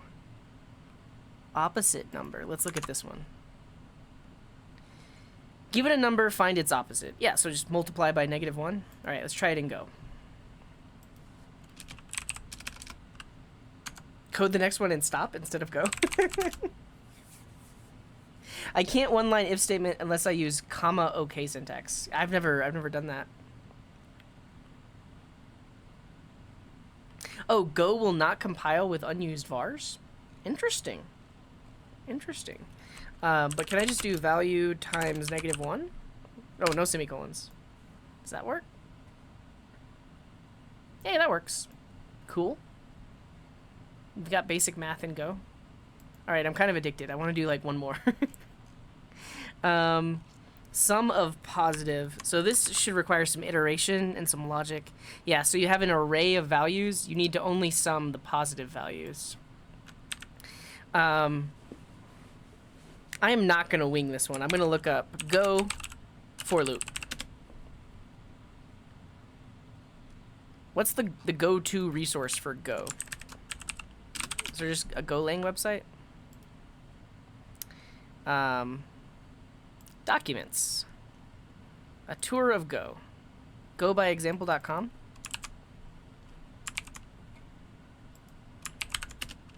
Golang. Okay, here we go. 4. Yeah, that's perfect. Oh, that's really nice syntax. So I less than or equal to 3. Beautiful. Okay, so we need a for loop that is less than or equal to the length of the array. And if we look at arrays, do they just have a length property? Arrays. You do len of the array. So we could do I less than or equal to len of numbers. Then that's going to give us each index. I mean, there's probably a way to just iterate over the array, the numbers in the array itself, but that's fine, because that gives us I. Now I'm guessing that we just do numbers bracket I. How is this not a while loop? I mean, I need to look at every single value. So I can do something like int sum initialized to 0, and then I'll say if numbers at I is greater than 0, then sum plus equals numbers at I, and then we return the sum, like that. Build failed. Unexpected sum at end of statement.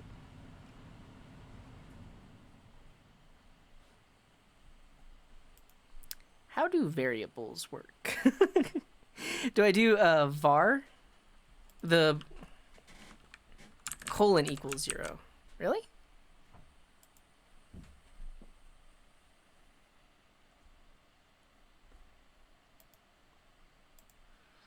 Variables. Oh, and I don't even have to declare the type. I can just say var. Var sum. Why wouldn't I use the single equals? Var sum equals 0. And then for value equals range of array.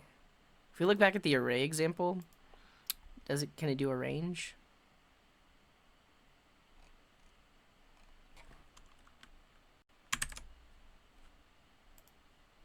Range. I, comma, num. Something like, oh yeah, let's do this. That looks good. Because we'll do, well, when you replace it, but in range of numbers, sum plus equals num. Like that. Return the sum. Okay. Valid syntax. Test failed. Expected 11 to equal 13. Well, you get an array of numbers, return the sum of all the positive ones. Oh, I need, yeah, okay. So I removed my if statement. So if num is greater than 0, then we add it to the sum. Yeah. There we go. Nice. Look at me. I can learn new things. I can write Go.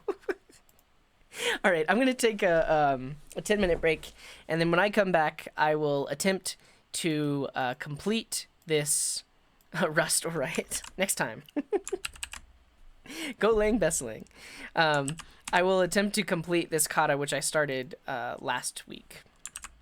Yeah. He needs some milk. A new Go developer was born. I don't know how I feel about it.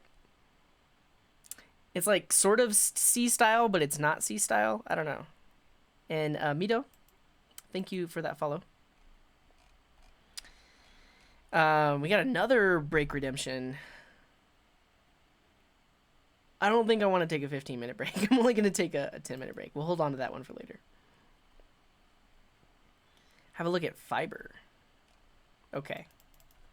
We'll check it out. Maybe we'll write something with Go. I don't know. Do they have brainf?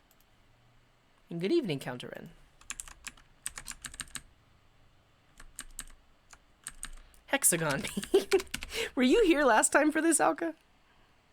And actually, is Doc here tonight? Because Doc wasn't here last time. Well, Doc was here earlier, I thought. But, wait. Is Doc here? Yeah, Doc is here. Of course Doc is here. I feel like you could help us with this one, Doc. But I don't know. Regardless. What is fiber? I'm lurking. Cool. An Express-inspired web framework. Oh, that's cool. Yeah, I like that. Okay, I'm going to take a break. I'll see you all soon. I'll leave you with some music while I'm gone, and I'll leave you with the drop game as well, and yourselves. Just hang out, be kind to each other, all that good stuff. Back soon.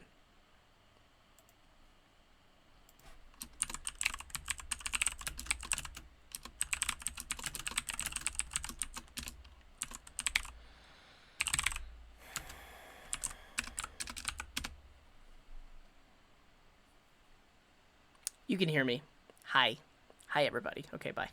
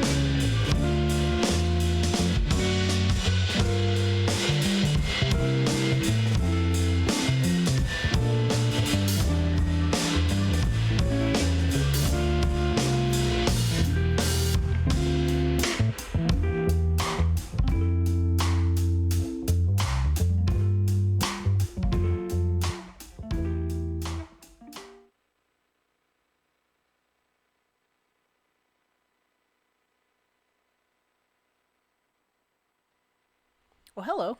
Hello, everyone. Welcome back to you and to me.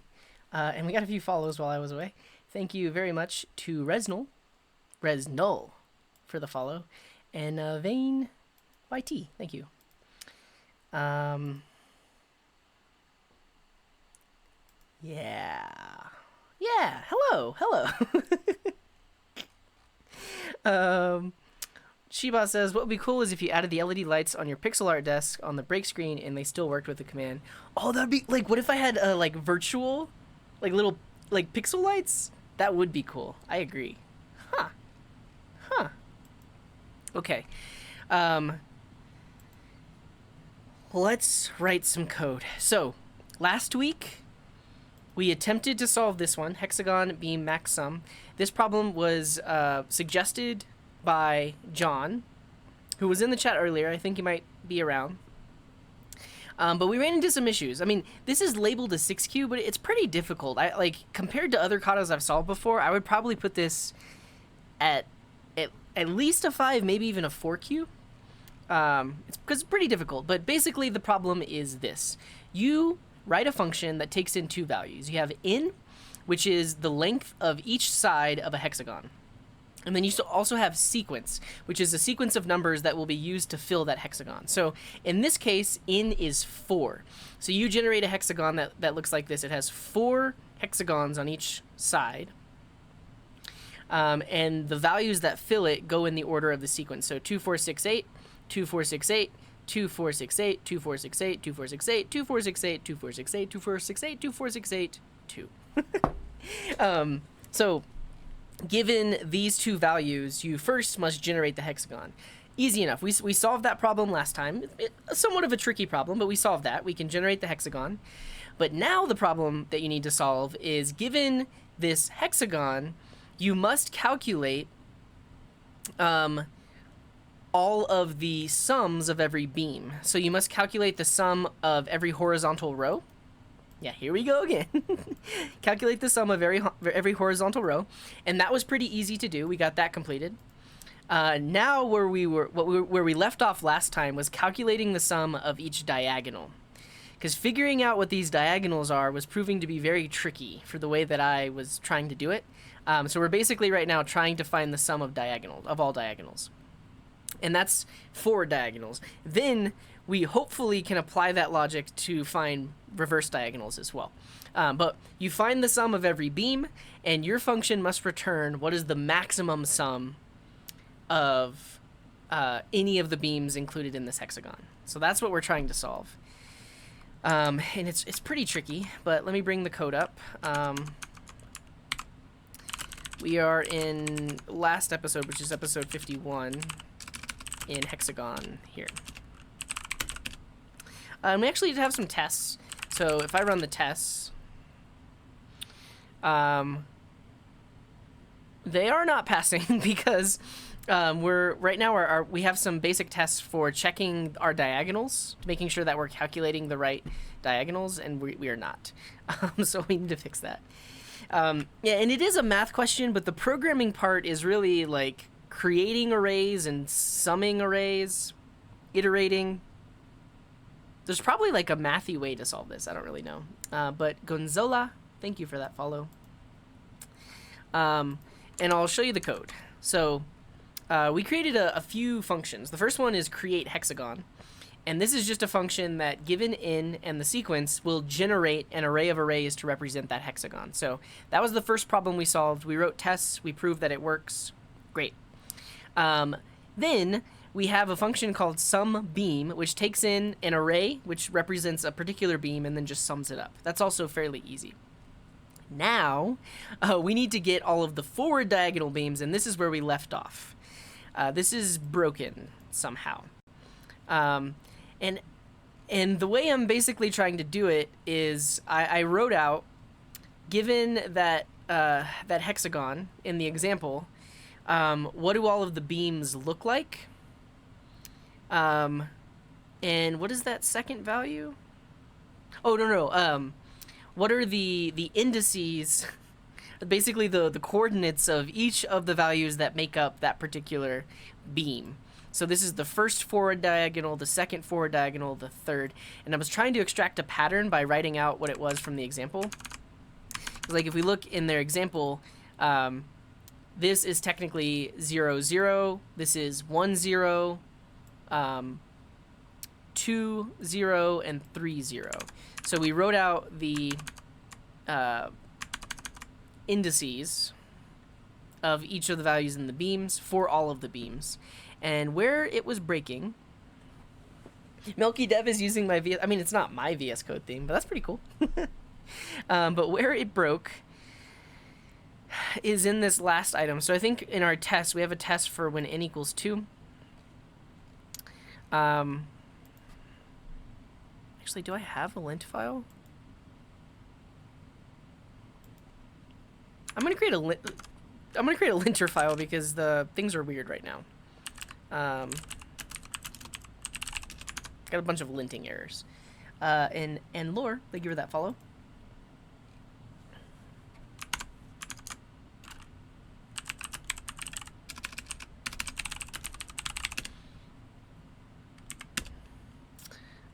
We're using require. This is backend. We're not using TypeScript. We are in Node.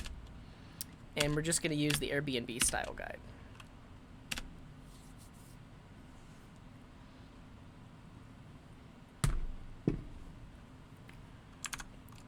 Cool. And what I need to do is tell it that I'm in jest. So it knows what like describe and it are. Cool. So that gets rid of most of the errors. Now, where we're failing is when we try to get the forward diagonal beams for a hexagon whose sides are length 2 and the sequence is 1, 2. Ultimately, this is the wait. No, we already tested what the hexagon should look like. So the hexagon actually looks like this: 1, 2, 1, 2, 1, 2, 1. And so if we look at the diagonals, we should see 1, 1, 2, 2, 2, and 1, 1. And that's what we're testing for: the first diagonal, the second diagonal, and then the last diagonal. And this is where we're failing in this case, the last diagonal. There are 43 of them that I'm using. What do you mean check my extensions? Where do you see that number?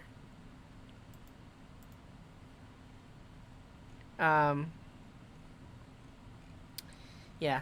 And so counterin is saying, if you notice the indices for the diagonals, it's based on this pattern: 0, 0, 0 in, 1, 1, 1 in times 0, 2, 2, 2 in times 1, 0, 3, 3, 3, 2, 1, 0. 1,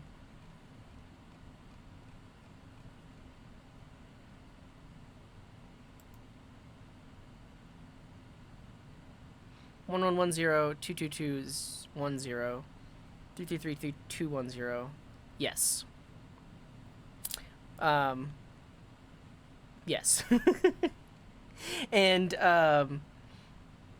it is the left-hand indice is always 0, 1, 2, 3, 4, 5, 6, depending on the number of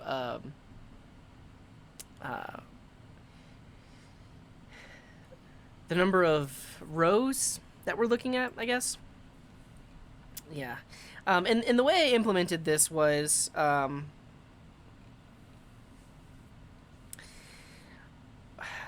we have our diagonal, which starts off at 0. So basically, the number of diagonals that we need to calculate is the height of the hexagon, which is the maximum length of whichever row. So we need to calculate that many. And for each one, I have a loop that goes from the start to the length. So this is basically calculating 0, 0, 1, 0, 2, 0, 3, 0. It's great. This works perfectly fine until we get here, until we wrap around and we're on the opposite side of the diagonals.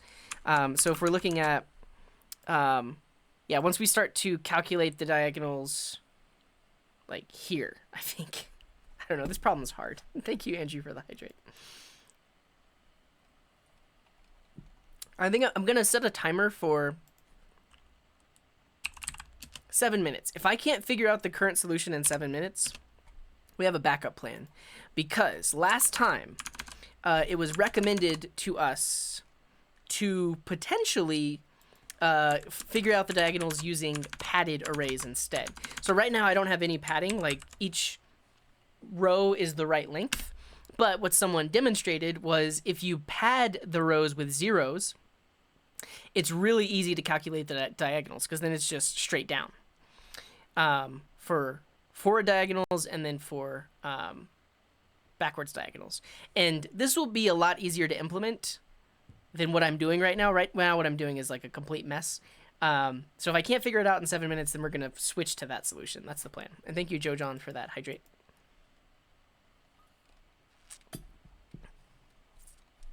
Yeah. A good status code for the data didn't change. There's like a not modified. Is it 301 or 301 not modified, 302 not modified, something like that? I don't know. I think there's a not modified status code. Okay, Anna Greco, thank you for that follow. But where we are going wrong, and actually I'll just debug this so we can see where we're going wrong. 304 not modified. Cool.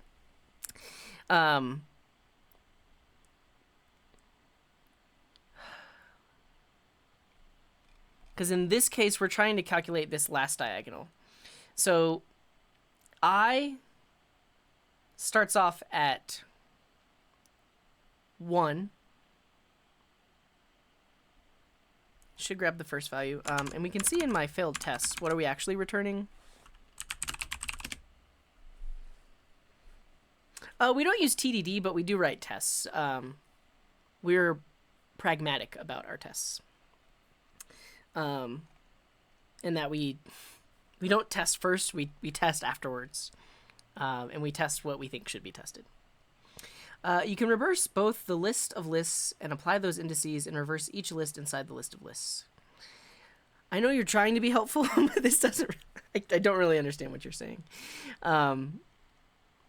And I think it has to do with your previous comment. Let me see what else you said. Yeah, I'm still live, Smiley. What's up? Okay. Yeah, so we saw those indices, but those indices are for the right-hand side. Repeat the index to the center and then count down. And then reverse it for the forward diagonals? Is that what you're saying?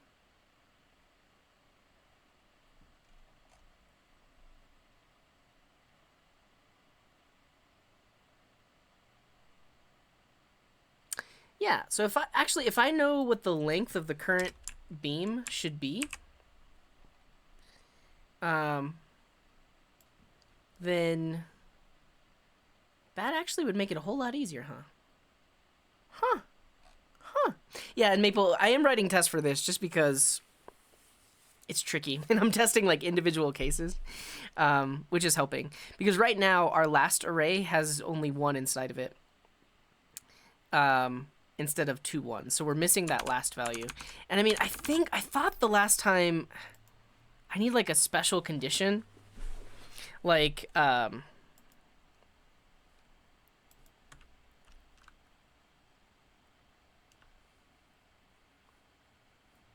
wait, and then the inner column is decreasing?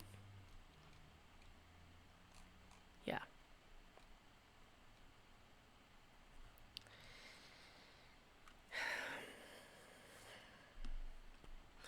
Something like this, like if the diagonal is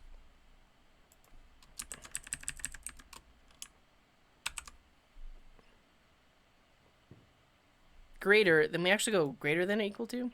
So Airbnb doesn't like plus plus, it likes plus equals instead.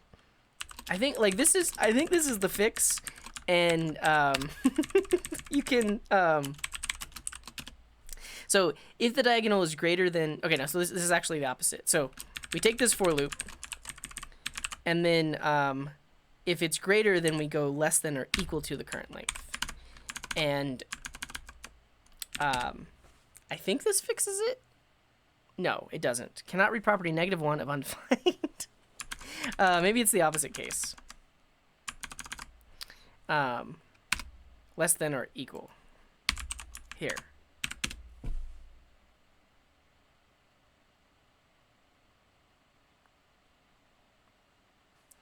Okay, that's not it. I like what counter_ren was saying. I'm going to undo what I just did there. So do I know the length of each of these diagonals, though? Because that's what this was supposed to calculate, start and current length.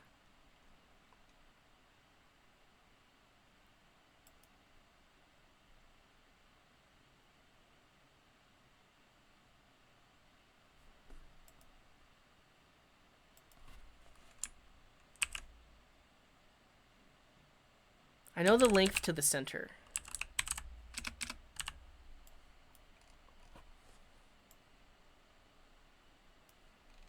So there's n zeros. 1 n times 0. 2 n times 1 0. 3 n times 2 1 0.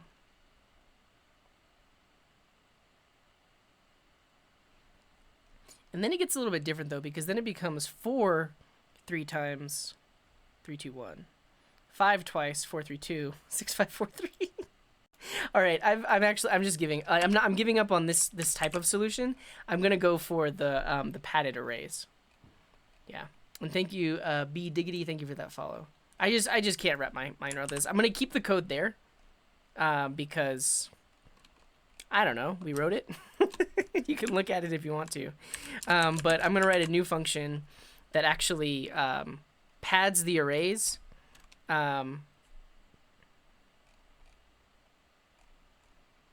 And then it'll make it easier to calculate the diagonals. So, okay, yeah, I'm scrapping that solution. I honestly don't understand coding. Well, sometimes there are coding things that I don't like. I understand some coding, but not all coding. I don't know. All right, if we take a look back at that image. I mean, technically this is listed as a 6Q, but it's hard. It's very hard. So here's what we need to do. We need to pad the arrays with zeros. So we've already calculated the hexagon. But now we need to fill it up with zeros, and then after we've done that, it's really easy to calculate those diagonals. So for the forward diagonal beams, we have our hexagon. We first need to pad it. So we'll call this the padded hexagon. Starts off as an empty array. And then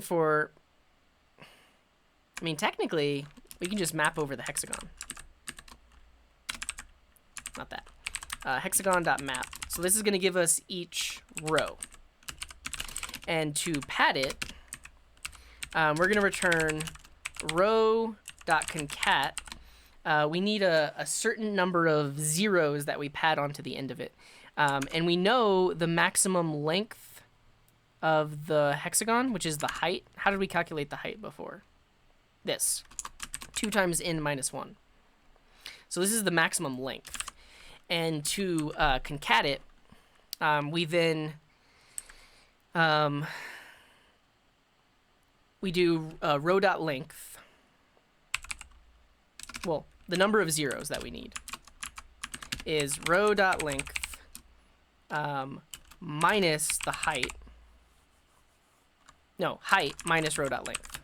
And that gives us the number of zeros that we need to add on to the end of it.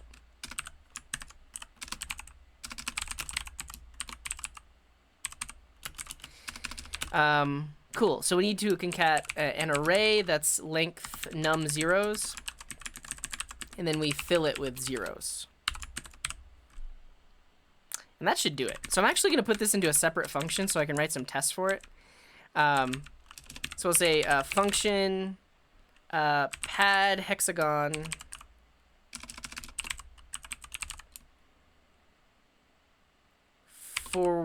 pad forward diagonal hexagon. Takes in n and the hexagon, does this, and then returns the padded hexagon.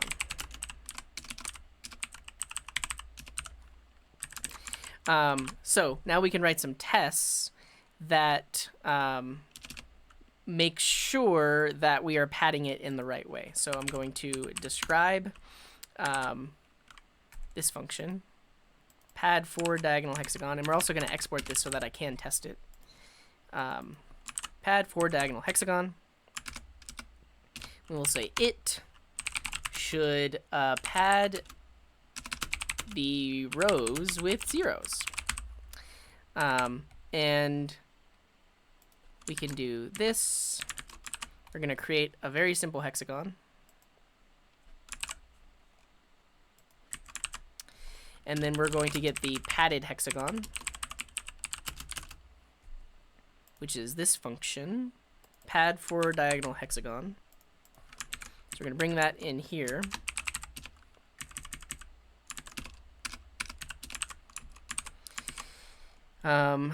And that's going to be pad forward diagonal hexagon with 2 and the hexagon. Great. Now we need some tests.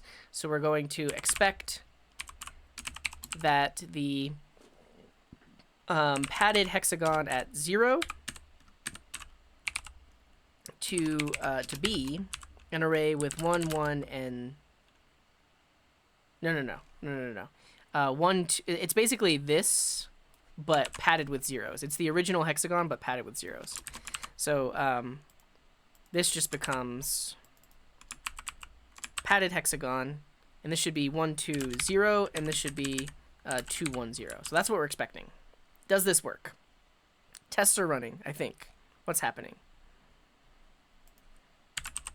All right, let's try to run the test here then. And thank you, Afrain, for that follow.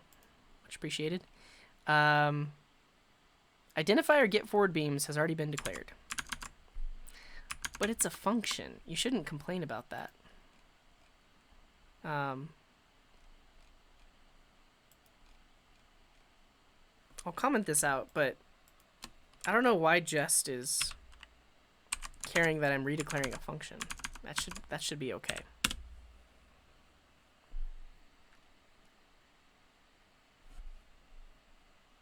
Oh, and I'm calling the wrong thing. Wait, or am I?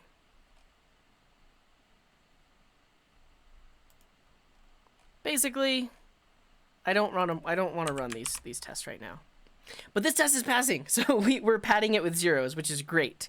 But now it makes it really easy to get the forward diagonal beams. Because now that I have the padded hexagon, pad forward diagonal hexagon with in and hexagon.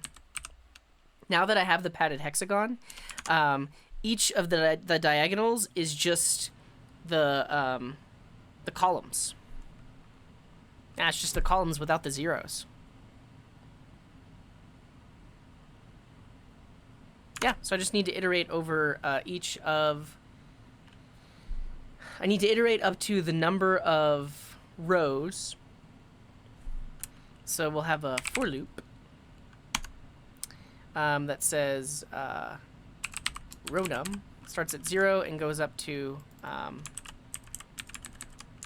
padded hexagon.length. So that's the rows. And then each column is the height.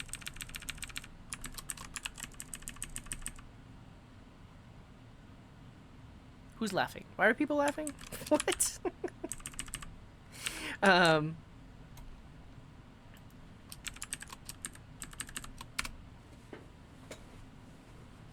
So we're gonna have 0, 0, 1, 0, 2, 0, 3, 0, 4, 0, 5, 5, 0, etc.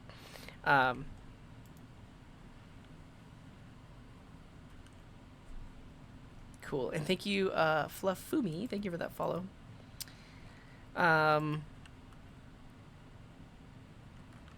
Okay. What is this supposed to turn? Forward diagonal beams is an array of the diagonal beams. Okay. So diagonal beams starts off as an empty array, and then for each row, we need to calculate the beam.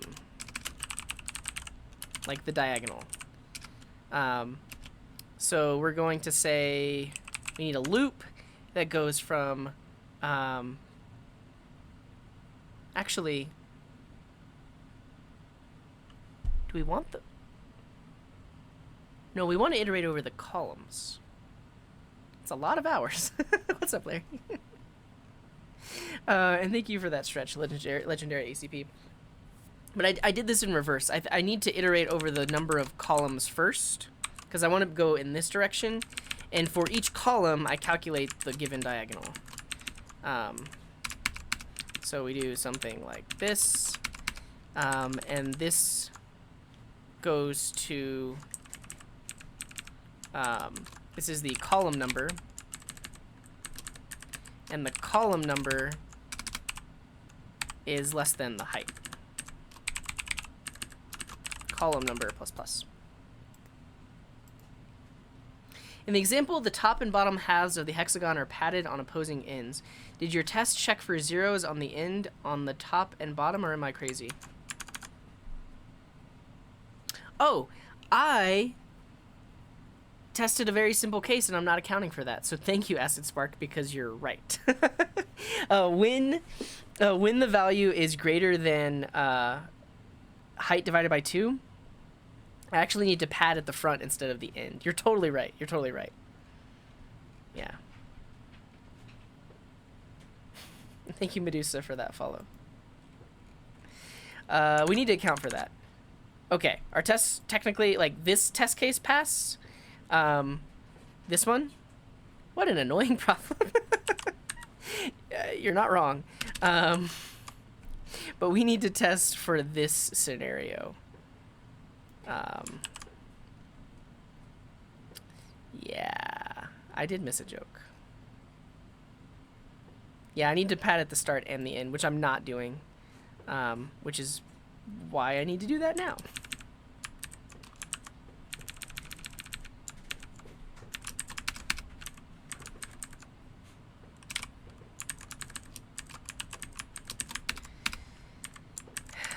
What am I going to do when the PC doesn't follow orders? Find a new career? I don't know. Because technically this needs to be like that? Yeah, like that. And then now this gets padded at the beginning, because this becomes 0 like that, 0 and 0 like that, and then 0 and 0 like that. 0 like that. Cool. So this test should fail because we didn't start appending at the beginning. And that should be a pretty easy fix, because we'll say if the row is greater than height divided by 2, then we actually fill it from the beginning.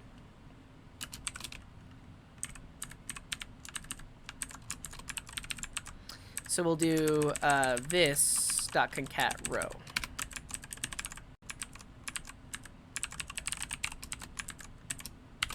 Like that. Let's get our tests.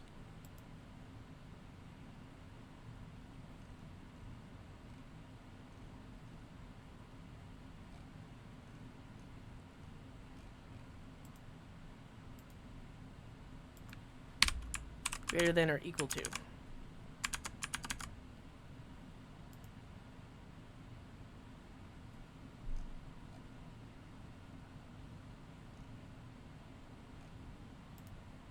Return. Thank you. Return.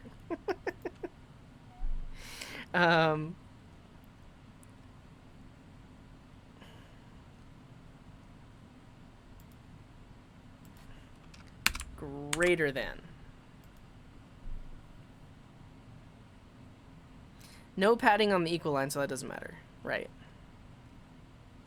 Because it's just going to be an array of length 0 concatenated with the rest of the values. Why is this breaking? Come on. Probably need a better calculation for the middle. Wasn't I doing that somewhere like right here? Math.floor of height divided by 2. I guess I need to floor it. Yeah.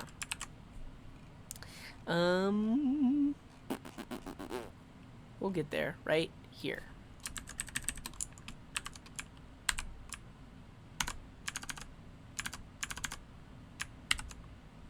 This is the winner.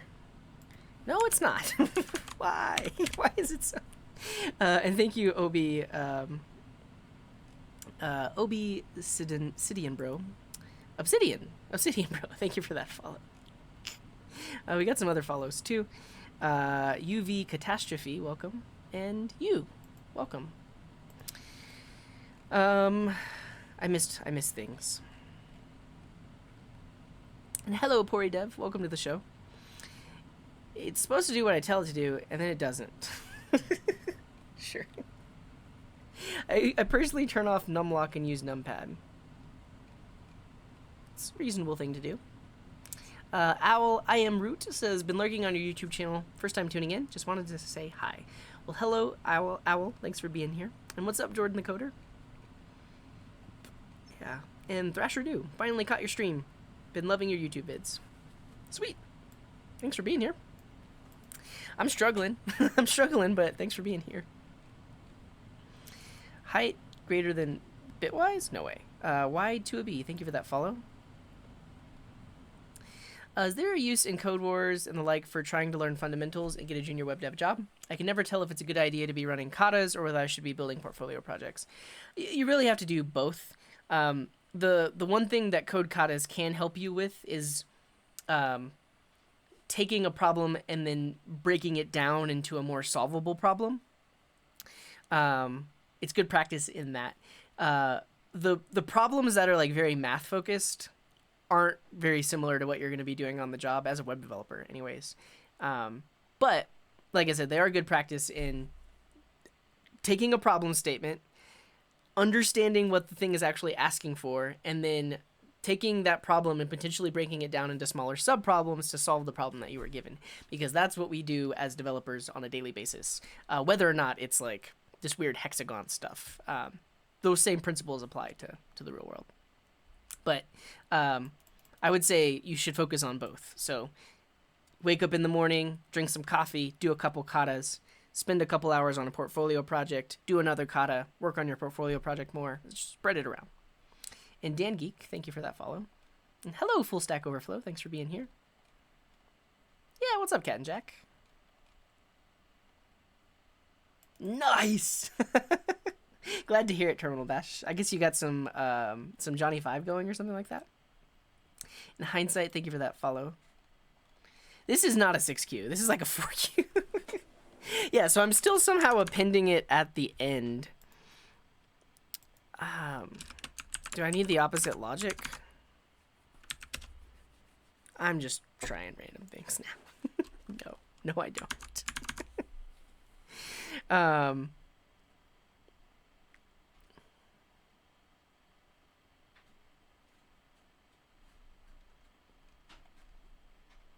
Oh, TMI. To control my LEDs? Oh, I see. You created a bot to control my LEDs. I see. There is a timeout. I forget what the timeout is, but I think there's like a 30-second timeout or something like that before you can send a new command. But yeah. Dream a Little Stream, what's up? Who says, data structures and algorithms will be needed for the interview. Code Wars exercises the interviewing skills, for sure. And that's the other thing about finding a job is it's not just about having a portfolio.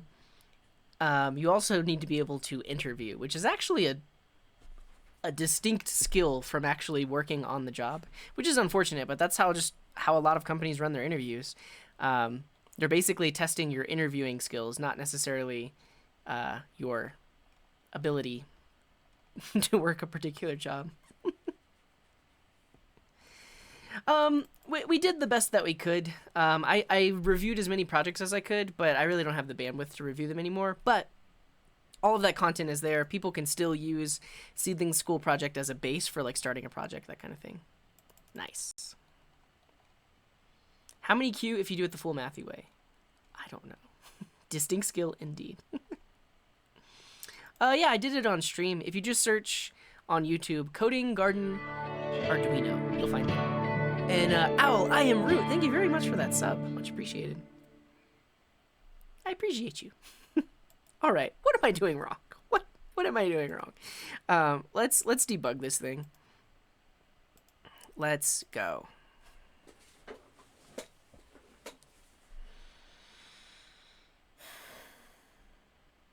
Debugger attached. Okay, here we go. Let's close that. We're going in. We calculate the height. The height is currently 7. Is that right? That sounds right. Now, we're going to look at the first row. That row is 2, 4, 6, 8. Now, because it's at the top, we want to put the zeros at the end. So the current row is... oh, not row. Row.length. That's why this is breaking. I need not the row length. I need the index. I need the current row number. That's why. So, and I think I want to do I+1 because that's the current row number. Yeah, that's why. I do need a rubber. I mean, that was my rubber duck, is to literally look at that line and see, oh, that does not make any sense. So if that number is greater than the height, then we fill it from the beginning. All right, that's the winner. Look at that. Passing test. Yes. And it's a passing test because the green check mark is there, but we can run it in the terminal too. Yeah, and these are other tests that are failing right now, the forward diagonal beams. How do I code with such a small screen? I have 3 screens and could barely imagine going to 2 screens. I've just really gotten used to it, and I'm really used to like window management, so like switching between windows with keyboard shortcuts. And Terpasto with the Twitch Prime sub, thank you very much. Appreciate you. And thank you, the student doctor, for that hydrate.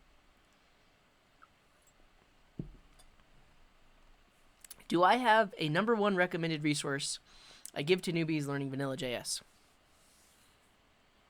No, I recommend a lot of things. If you haven't done Free Code Camp, it's a great resource. Some books to check out are You Don't Know JS Yet, is what it's called. It's by Kyle Simpson. It's really good. The first, it's multiple books, and it's available for free on GitHub. But the first book teaches the basics of programming, and then the rest of the books just teach you all about JavaScript. That's probably one of the best books to learn, really, about like the inner details of JavaScript. But yeah, about this, I've just gotten used to it. I don't know. I used to have a lot of monitors. Oh, thank you, Terpasto, and thank you for that sub. I appreciate you. Check my redemptions. Oh, Smiley. 12 minutes ago with the stretch. Whew. Names of the books. I'll give you some links really quick. You Don't Know JS is one of them. Yeah, that's it. Click that link. You can read it for free on GitHub, or you can pay to get the printed version, but it's a great book. Excuse me. Don't build the hexagon at all. Express each beam as a function in terms of sequence and lots of modulos and calculating the row shifts. Then simplify all that jank and see what comes out. I'm not going to do that, Doc. Yeah, Catamine is great. They have a really good YouTube channel. Yeah, so this is You Don't Know JS, and then the other one is freecodecamp.org. Just if you search for Free Code Camp, you'll find it. Galvanize is a prep course that is really good. They mostly code in JavaScript. I used to teach at Galvanize. A lot has changed. So, that was close to 2 years ago, and a lot has changed since I was there. So that's cool. You can check that out. A 43-inch monitor connects to my laptop. Ooh. Is it a monitor or is it a TV? Because a 43-inch monitor sounds awesome.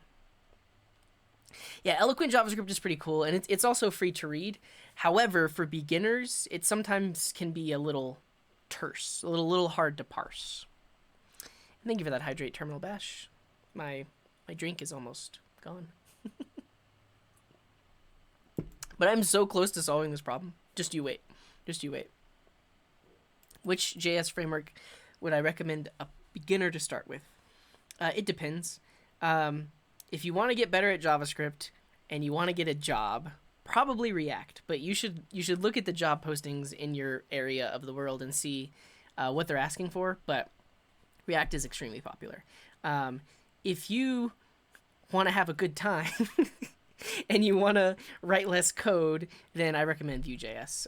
So I write React on a daily basis. I do it for my job, but I run the Denver Vue.js meetup, and I prefer Vue.js. Vue.js is just really nice. But it hides a lot of the details that you would have to write from scratch in React, which ultimately makes you a better developer, but at the end of the day, more code is potentially more bugs. So I don't know. It's not a huge deal. I mean, for the it's a really easy to replacement to go from var to let and const, and preferring let and const is really just a code style, because your code will still work with var, but your code is potentially more predictable if you use let and const, which is why a lot of style guides say that you should use let and const versus var. But as long as you're aware of the fact that let and const exist, I think that's totally fine. Yeah, I left Galvanize right when that happened. Actual monitor. Yeah, that sounds awesome. Yeah, you're welcome, Cat and Jack. And it's down. What's down? And thank you, Playa Ayla. Thank you for that follow. The thing I am drinking is a carbonated beverage in a glass bottle. Do I believe in 7 months? I don't know what that means. Oh, do I believe in courses who say they will make you a full stack developer in 7 months?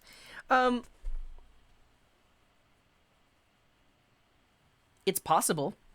Like I mentioned, I taught at Galvanize for over 3 years, and our program was 6 months long.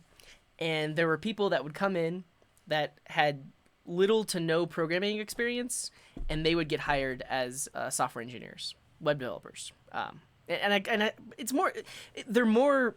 A lot of them actually did get hired as software engineers. Because a lot of companies nowadays, like, web development is software engineering. It's not just building basic front-end websites. You have very complex web apps that they're working on. So yeah, the majority of my students were able to get a job. I think it really depends on, it's not the program. The program isn't necessarily what's going to make you a full stack developer in 6 or 7 months. It's your dedication. It's basically like, how much work are you actually going to put into this?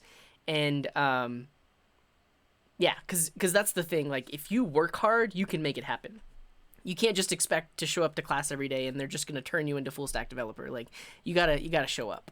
And yeah, for all the students that actually worked hard and yeah, they got jobs. So yeah. And NYC640, thank you for that follow. What are the big details that Vue simplifies over React?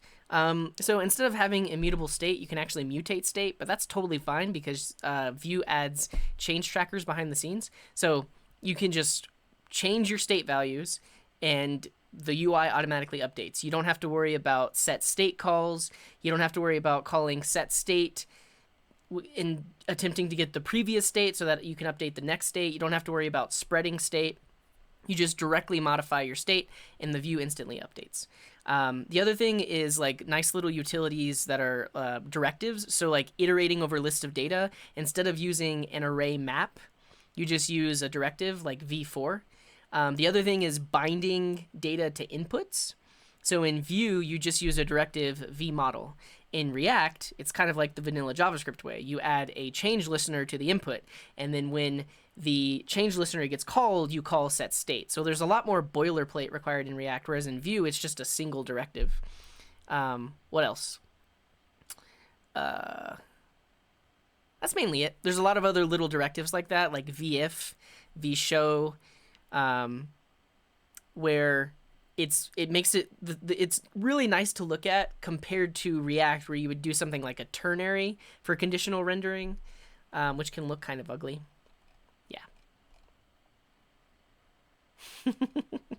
And thank you, Millhouse, for that follow, and Jojan, and Banu475, and Owl, I am Root. Thank you very much. Going in with a solid foundation of basic coding will set you on a more tolerant path, while drinking from the higher fire hose in immersive engineering school. But here's the thing. So I taught like over 100 students, and consistently the students that struggled at the beginning had a were much more resilient towards the end when things got really hard. So for people that came in and they had already like done like a year of self-study, and basically like in the intro to JavaScript lessons, they just weren't listening. They're like, oh, I know all this stuff, I don't need to listen. They didn't have to work as hard at the beginning. So when things got tough, because like when you need to cram all that material into a 6-month program, it gets tough pretty quick, especially for beginners. So for the people that struggled at the beginning, they learned early on how to deal with struggle and how to like persevere and persist. And the people that knew a lot going into it were overconfident. And towards the end, they had no idea how to deal with failure and how to deal with the fact that this stuff is hard and you really have to work at it. So, I don't know. It depends. It depends. Acer ET430K. It's a 4K monitor, huh? Sounds cool. All right. Everyone, we're in the home stretch. We have calculated... What is down? I don't know what you're saying. Monitor. Hi. What are you talking about, Andrew? What is that in? Is this a bot command? Look at the hours. Oh, for 21,000 hours? Okay, cool. And Nymph, thank you for that hydrate. So I'm solving this challenge. We actually started it last Wednesday, but I couldn't figure it out. So now we're solving it in a different way, which makes it a whole lot easier to solve. But basically, you're given in, which is the number of sides a hexagon of hexagons has. You're given a sequence, which is a series of numbers. You first have to build that hexagon. So given an in value of 4 and a sequence of 2, 4, 6, 8, you calculate this. So it's 4 on each side, and then the sequence just iterates throughout. And the problem that we're working on right now is after you've generated that hexagon, you need to sum all of the rows. You need to sum all of the diagonals, the forward diagonals and the backwards diagonals. And then you need to determine what is the maximum sum of all of those sums that you calculated. So what we're working on right now is getting these diagonals and actually summing them. So, cool. Do I want to get the forward diagonal beams? I don't think I'd, like... Here's the thing. If I just sum them... if I just sum them as I go along... So this is where we left off.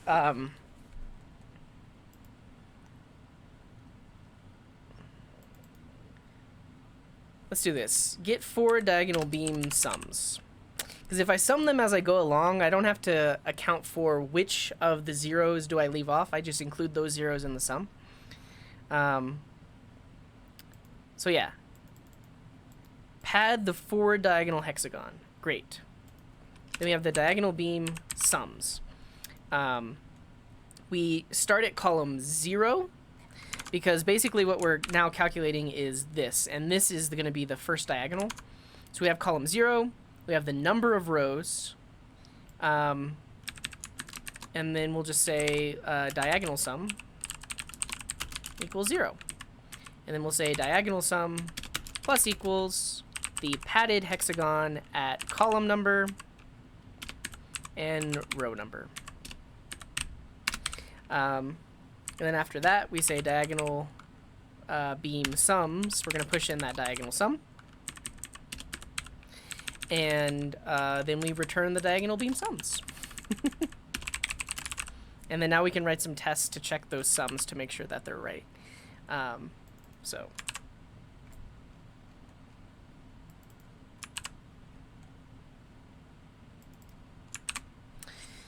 Cool. And so in our tests, get forward diagonal beam sums. Should get the diagonals, should get the sum for the diagonals for a small n.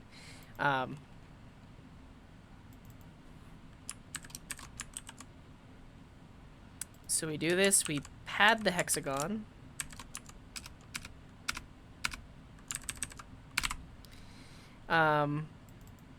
Or do we?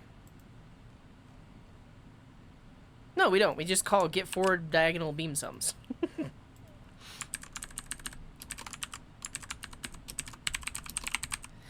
And the first one should give us 2, because that's the sum of that. And this one should give us, so beam sums at 0 should be 2. Beam sums at 1 should be 6. And beam sums at 2 should be 2. Does it work? We need to bring in this function.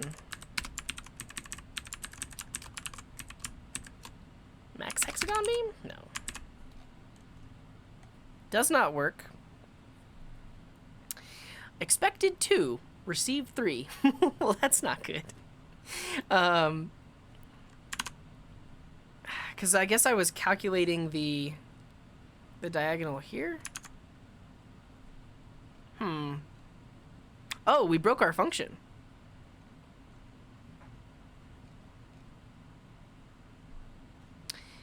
It actually doesn't work for...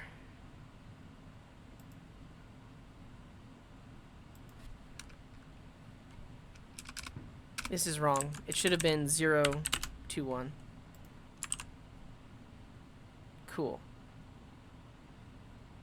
Or is it? I would never have done this. Yeah, me neither, but John suggested it. We got a bunch of followers. I appreciate you all. Thank you to Kabitico and Psycho Man and Stuxler and Thadadar. Thank you all for those follows. What are we doing?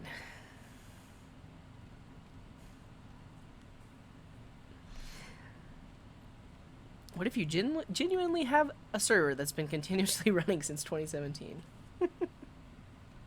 My test is wrong. Yeah, my test is wrong. I agree. Oh, is it?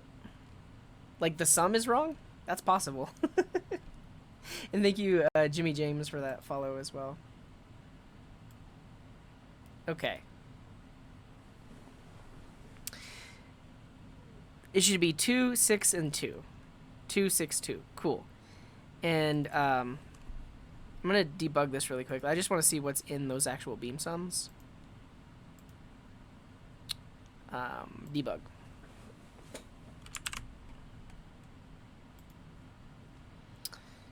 We get 3, 4, and 3. Well, I know where to look. So we're looking in the padded hexagon at that column number and at that row number. Is that right? Bean sums, not beams. Beans. Okay. These tests are still good. They're still padding in the right way. And that's still padding in the right way, I think. Why did these tests stop running? Hello, Double Clutch. Thanks for being here. First stream.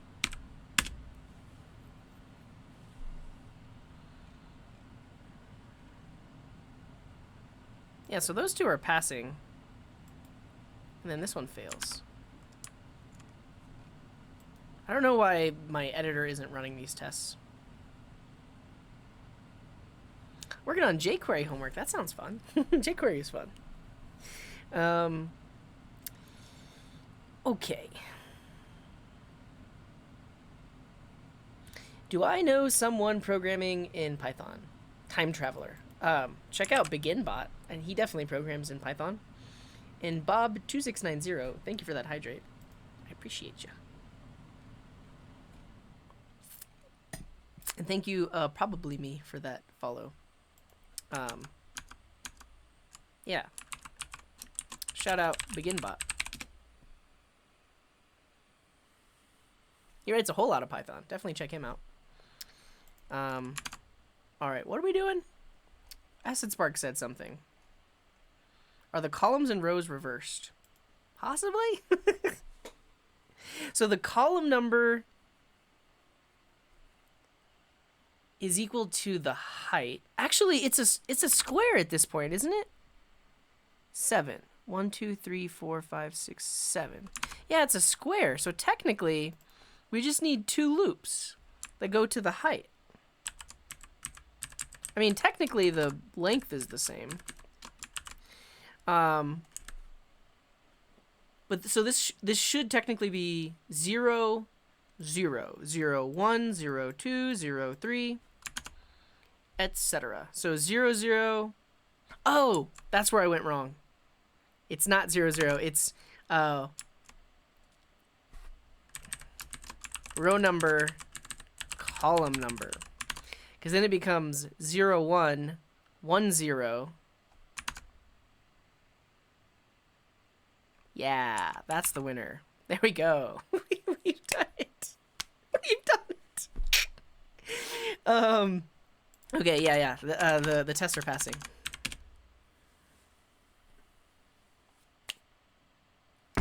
Okay, so at this point we have calculated the previously we calculated the horizontal sums. Now we can get the forward diagonal sums.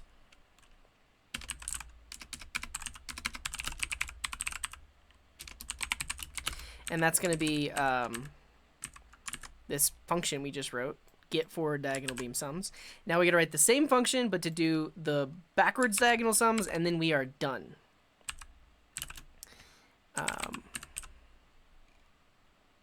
Oh, but that gets a hexagon.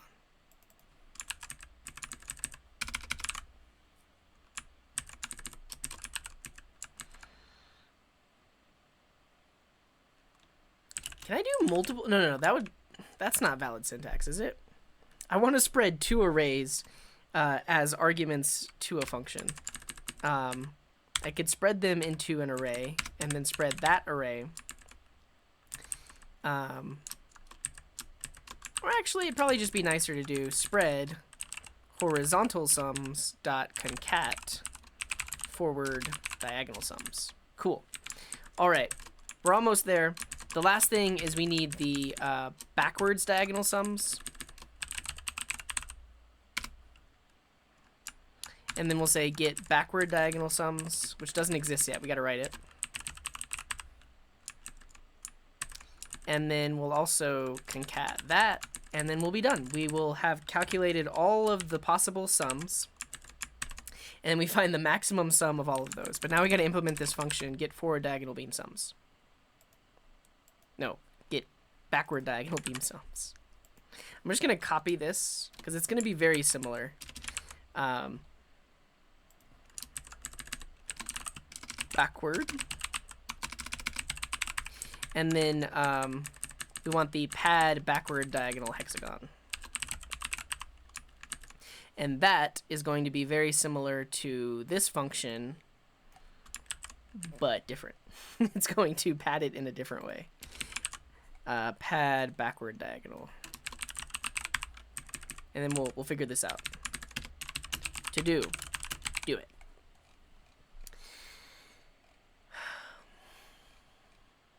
"2018 is an ancient history." Yeah, BeginBot is great. He has a really fun stream. Oh, there we go. Got some BeginBot emotes. Do I know if it's easy to use machine learning in JavaScript? Check out Coding Train on YouTube. He does a ton of machine learning with JavaScript. Can I just add zeros from the left or the right and then truncate based on hexagon size? Yeah. But what I went ahead and did was just calculate the sum, because at that point I don't have to throw out the zeros. I think that's what you're asking. Yeah, basically what we did was we took the hexagon which wasn't padded, we then padded it, and now we summed it in this way. Now we need to do the opposite padding, so it pads from the beginning. And I mean, that is actually very, now that I see it, I'm technically 3 minutes behind on chat, but now we just do the opposite. So we pad it at the end here and the beginning here. And I think this should actually, that's all we got to do. So it's the reverse padding, because at the beginning we pad the beginning. So if I is greater than the middle, pad it on the end. Otherwise, we're padding it on the beginning. That's it. We have solved it. I mean, I should write some tests, but we've solved it. And Petrick is a seal. Thank you for the follow. Yeah. We're doing it. Yay! What's up, Jitter Ted? Jitter Ted is the king of tests. He does a ton of tests on his channel. Someone mentioned you're doing a book club. I might be interested in that. I'm just really busy these days. But check out Jitter Ted. He's a member of our Live Coders team. Yeah. Okay, so we wrote the code. Now we should write some tests to make sure that it actually works. So we're going to describe get backward diagonal beam sums.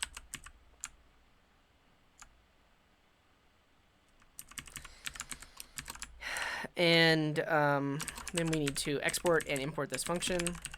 So import it, export it, and yeah, now it's different. Now it's different. Now if we take a look at, so this is the small hexagon that we're looking at. If we look at the backward sums, so we just did that way, right? Okay, so now we're going to do this way, I think, right? Let me double check which direction we're going in. Yeah, this way. So we should do the sum of 1 and 2 is 3. The sum of 1, 2, 1 is 4. And the sum of 2, 1 is 3. So we should get 3, 4, and 3.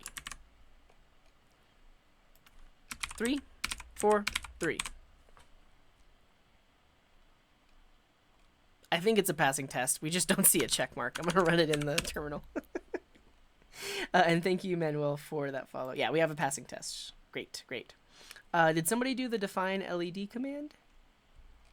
Sai is saying, my wife is asking about, why is that guy laughing all the time? It's just what it's my default state is to just laugh. I laugh off the stress. I laugh off the sadness. I don't know. I just laugh a lot. I realize that some people and some people I've worked with before actually found it offensive. I can't help it though. It's my default mode. But some people I've worked with were like, "Why are you laughing right now? This is not funny. This is serious." And I'm just like, I can't help it. I don't know. But yeah, I laugh. Infectious. Cool. I like putting the calculation in the test itself. Example 1 + 2 + 1 instead of 4. That sounds great. Yeah. That makes a whole lot of sense because that actually, it describes the things that we're adding. And you mean to put it right here, right? Because then this is, I think, well, what is it again? 2 and 1. So this is 2 + 1, and this is 1 + 2. I'm really curious why my tests aren't running inside the editor. Oh well, but like that, right? I laugh at my laugh. I do. Thank you, Ashik. What's up, Kryptons? Welcome. CJ.laugh. Is this what you mean, Jitter Ted? That makes sense to me. Yeah.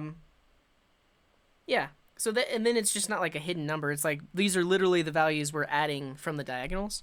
I can update this one too. These were the forward diagonals, which are 1 + 1, 2 + 2 + 2, and 1 + 1.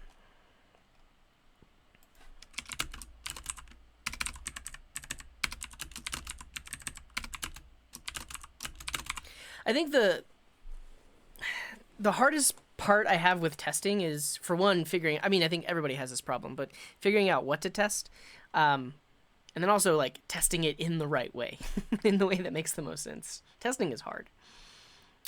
A shot for each laugh. I don't drink, but you can drink. Feel free.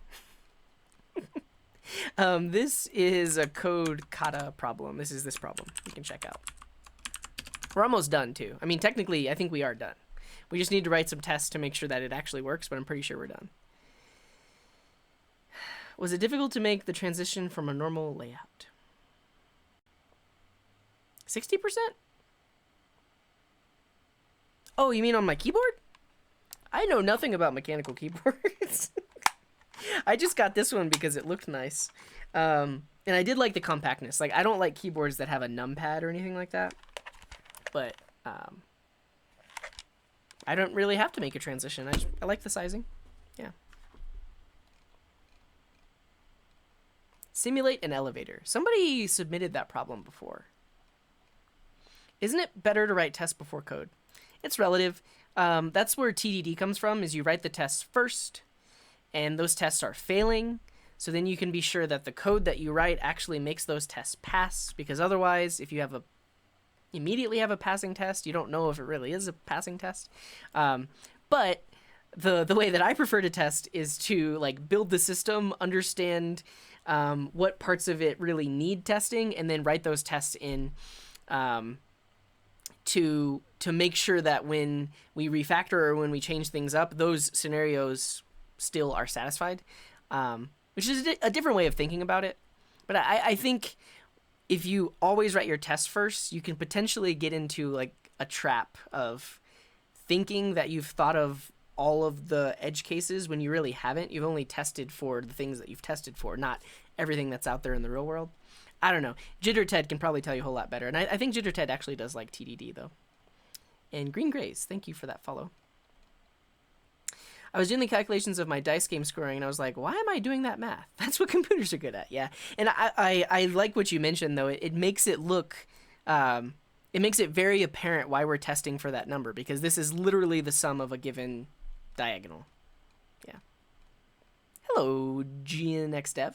Welcome. I miss my numpad. I really don't like numpads. I don't know. Well, thank you, Nate. I appreciate you. And Kryptons, thank you for that follow. I write my console logs first. I'm a TDD addict, yeah. So in the world, if you're new to programming, in the world of programming, there are people like at opposite ends of the spectrum. JitterTed is all about the TDD. I'm like somewhere in the middle. And then there are people that just don't write any tests. And those people have job security? I don't know. Time Traveler, thank you for that follow. Okay. Alka does not write any tests.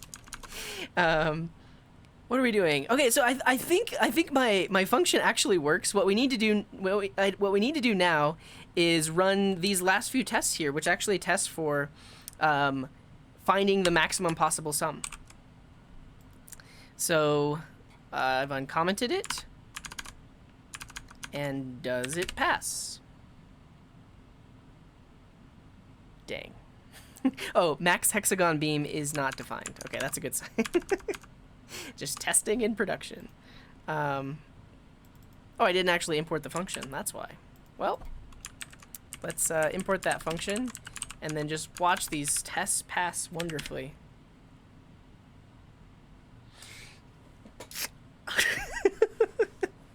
Yes! All right, this is it. Okay, so, without any further testing or discussion, I'm just going to copy and paste this into Code Wars. And it will work. Thank you, everyone. All right, we need to make sure it works, but I'll do a quick test. Great. I mean, technically, I should remove, like, this commented code. But I do have to say, I don't remember who the person was, but last time... no feeling like all test passing feeling, for sure. But last time the person that basically suggested this is the reason we were able to solve it. Padding it with zeros instead of having to calculate the diagonals, because that's really where I got hung up last time, is attempting to calculate these diagonals. Yeah, let me remove these to-dos. Let me clean it up before I submit it. Not to do. Thank you to the person that suggested to implement with padding. There's that image. I'm going to leave that there because I am going to push this code to GitHub, and you can see my failed attempt to calculate diagonals without padding. Count over in. Oh yeah, I'll look at your solution. Let me submit mine, and then I'll look at yours. Cool. Is Terminal Bash a bot? No, but they wrote a bot for the LED command. Their name does sound like a bot.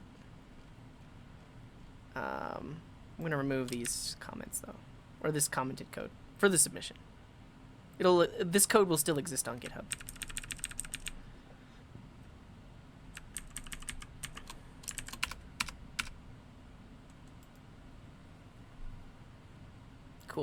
Final attempt.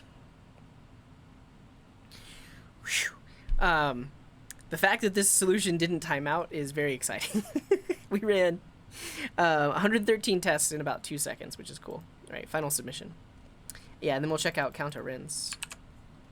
Hello, Rogue Soul. Yeah, I'm pretty much done. I've been live for 3 hours. It's 10 p.m. my time. I gotta get to bed. So, yeah. And Periax, thank you for that follow. All right, let's see how other people did it. We'll take a look and see how, who was that? Counter-rin did it.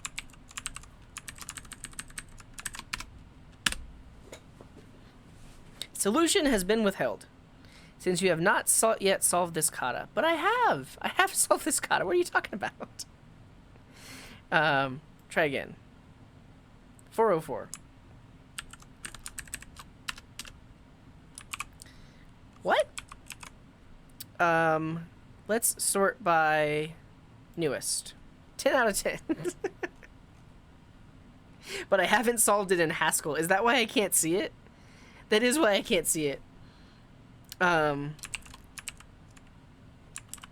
That's okay. I'll forfeit my ability to solve this with Haskell.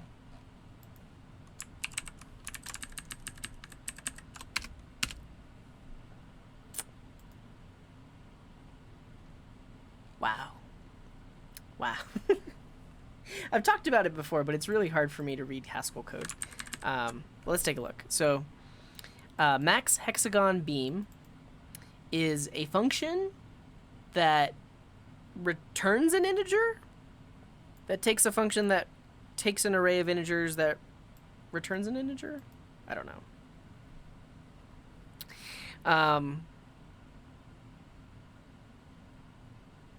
Max H beam to his friends. Line sizes, split places, diagonal indices, reverse, replicate. Like, it would probably take me 15 minutes to understand what's happening here. Great work, counter. Great work. It's just, like, I am just not, like, this is, so it's, for one, it's functional programming.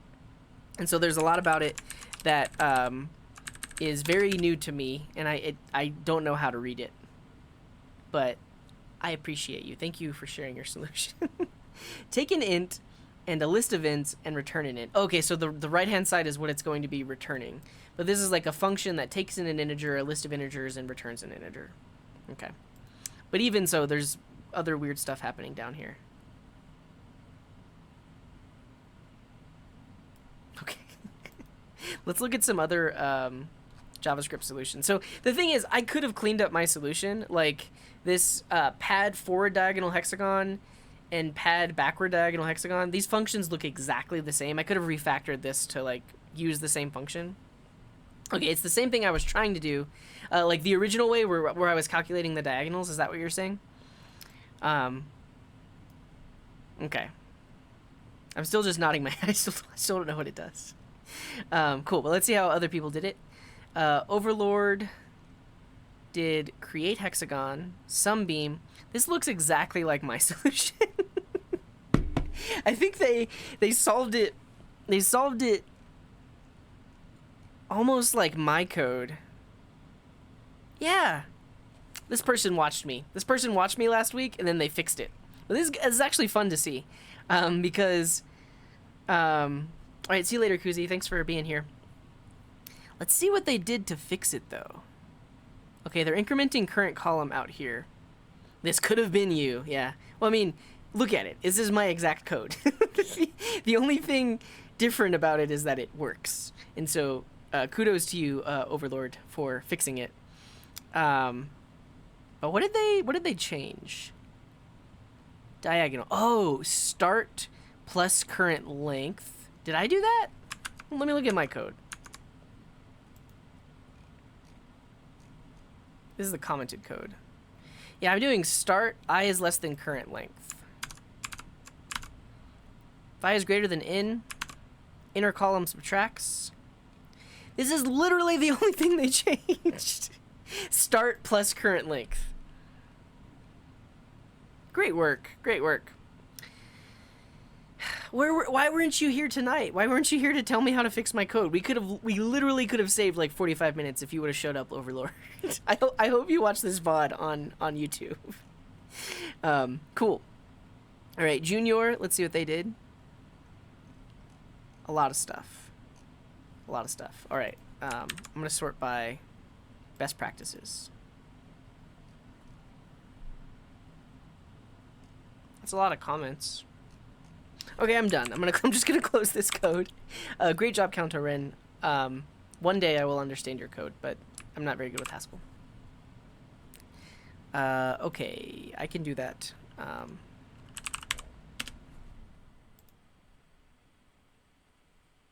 need to go to a specific kata to be able to update it, right?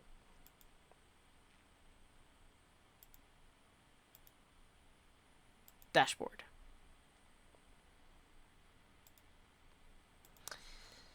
How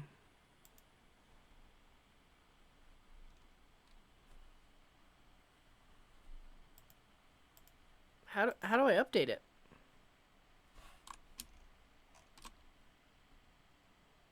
Check for updates. There we go. If it's reviews, don't do it. Cool. Thank you. Thank you, Andrew. And thank you, Daniel, for the follow. Very much appreciated. One day I'll understand it, but that day is not today. Exactly. I need to spend some dedicated time learning functional programming. I think that will really up my skills as a programmer, because I really don't understand it. I mean, I could do some functional things, especially in JavaScript, but it's like a mix of functional and object oriented. It's not like pure functional. Creates a list of indices based on the pattern, then reverse the list of lists with applying those indices. That makes sense. Yeah, because you talked about this earlier. Like this is literally the you could call it like the y of the x and the y. The x is the which particular row, and this is the y of the what column. So yeah. Everything in one line. Is that better? Is that great? All right, I think I'm gonna go. I appreciate you all. I think John left. John was here, and then he left right before I solved the problem. But this one was for you, John. Thanks for suggesting it. It was a doozy, but we got there. We definitely got there. Get a moving target with plants on my head. We've talked about that before. We should make it so that I could like swat drops out of the way. But not today. Not today. And Mercs, thank you for that follow. Hey, no worries, Murdoch. Thanks for being here. You have a good one too. Cool. Next stream will be Friday, and we're actually going to do a code review stream. Friday morning. And if you look under seedlings, there's a code review redemption available for 10,000 seedling points. And the idea is that those of you that have been watching the Coding Garden for a while, you've accumulated many points, and you can use those points for a code review on Friday morning. So yeah, I think Lakshman will definitely be redeeming them, and maybe a few other people as well. Cool. And see you later, Counter-Ran. Thanks for the tips, and it was cool to see that Haskell code. Only 8.9 thousand points to go. Oh, because you have a lower number of points. Yeah, I might eventually lower it. I don't know. I wanted it to be a reward for people that are here a lot. So yeah. I only have 3K. It's possible. We'll see how many redemptions we get on Friday, and if we don't get that many, I'll reduce it. Yeah, see, Andrew has 55,000. But he is a mod here, and he is here a lot. Cool. 100 or 100,000? Cordova. Oh. Okay, we're gonna raid somebody. So get those raid messages ready. If you do exclamation mark raid in the chat, you'll get a link to this website. But if you're a sub, that's your raid message. And if you're not a sub, this is your equally good raid message. It uses emotes instead. I see your message, Andrew, but we'll see. We'll see who else is streaming. Um, and thank you all for being here. I appreciate you. I really do. This is a weird time to stream, and there's a lot of you here. So thank you for being here. Yeah, what's up with that? I saw that. What is that, Alka? Do you know why they put little stars on it? And Uno, thank you for that follow.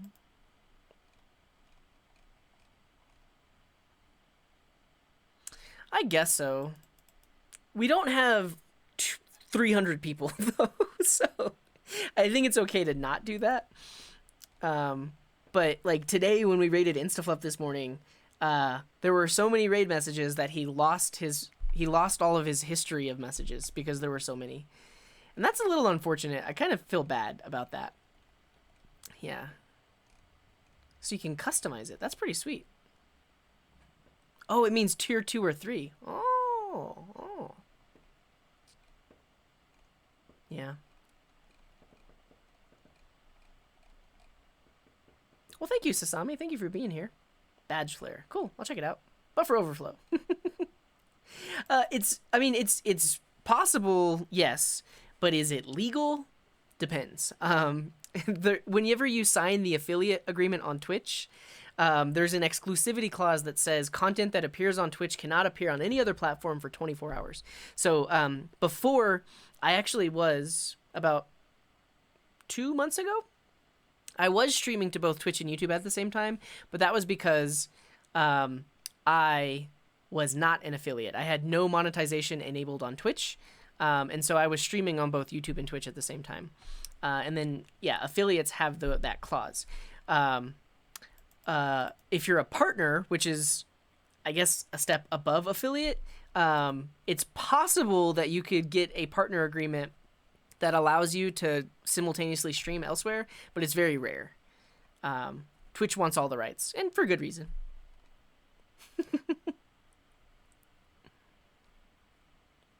Oh, cool. Tears. Why are you crying, Alka?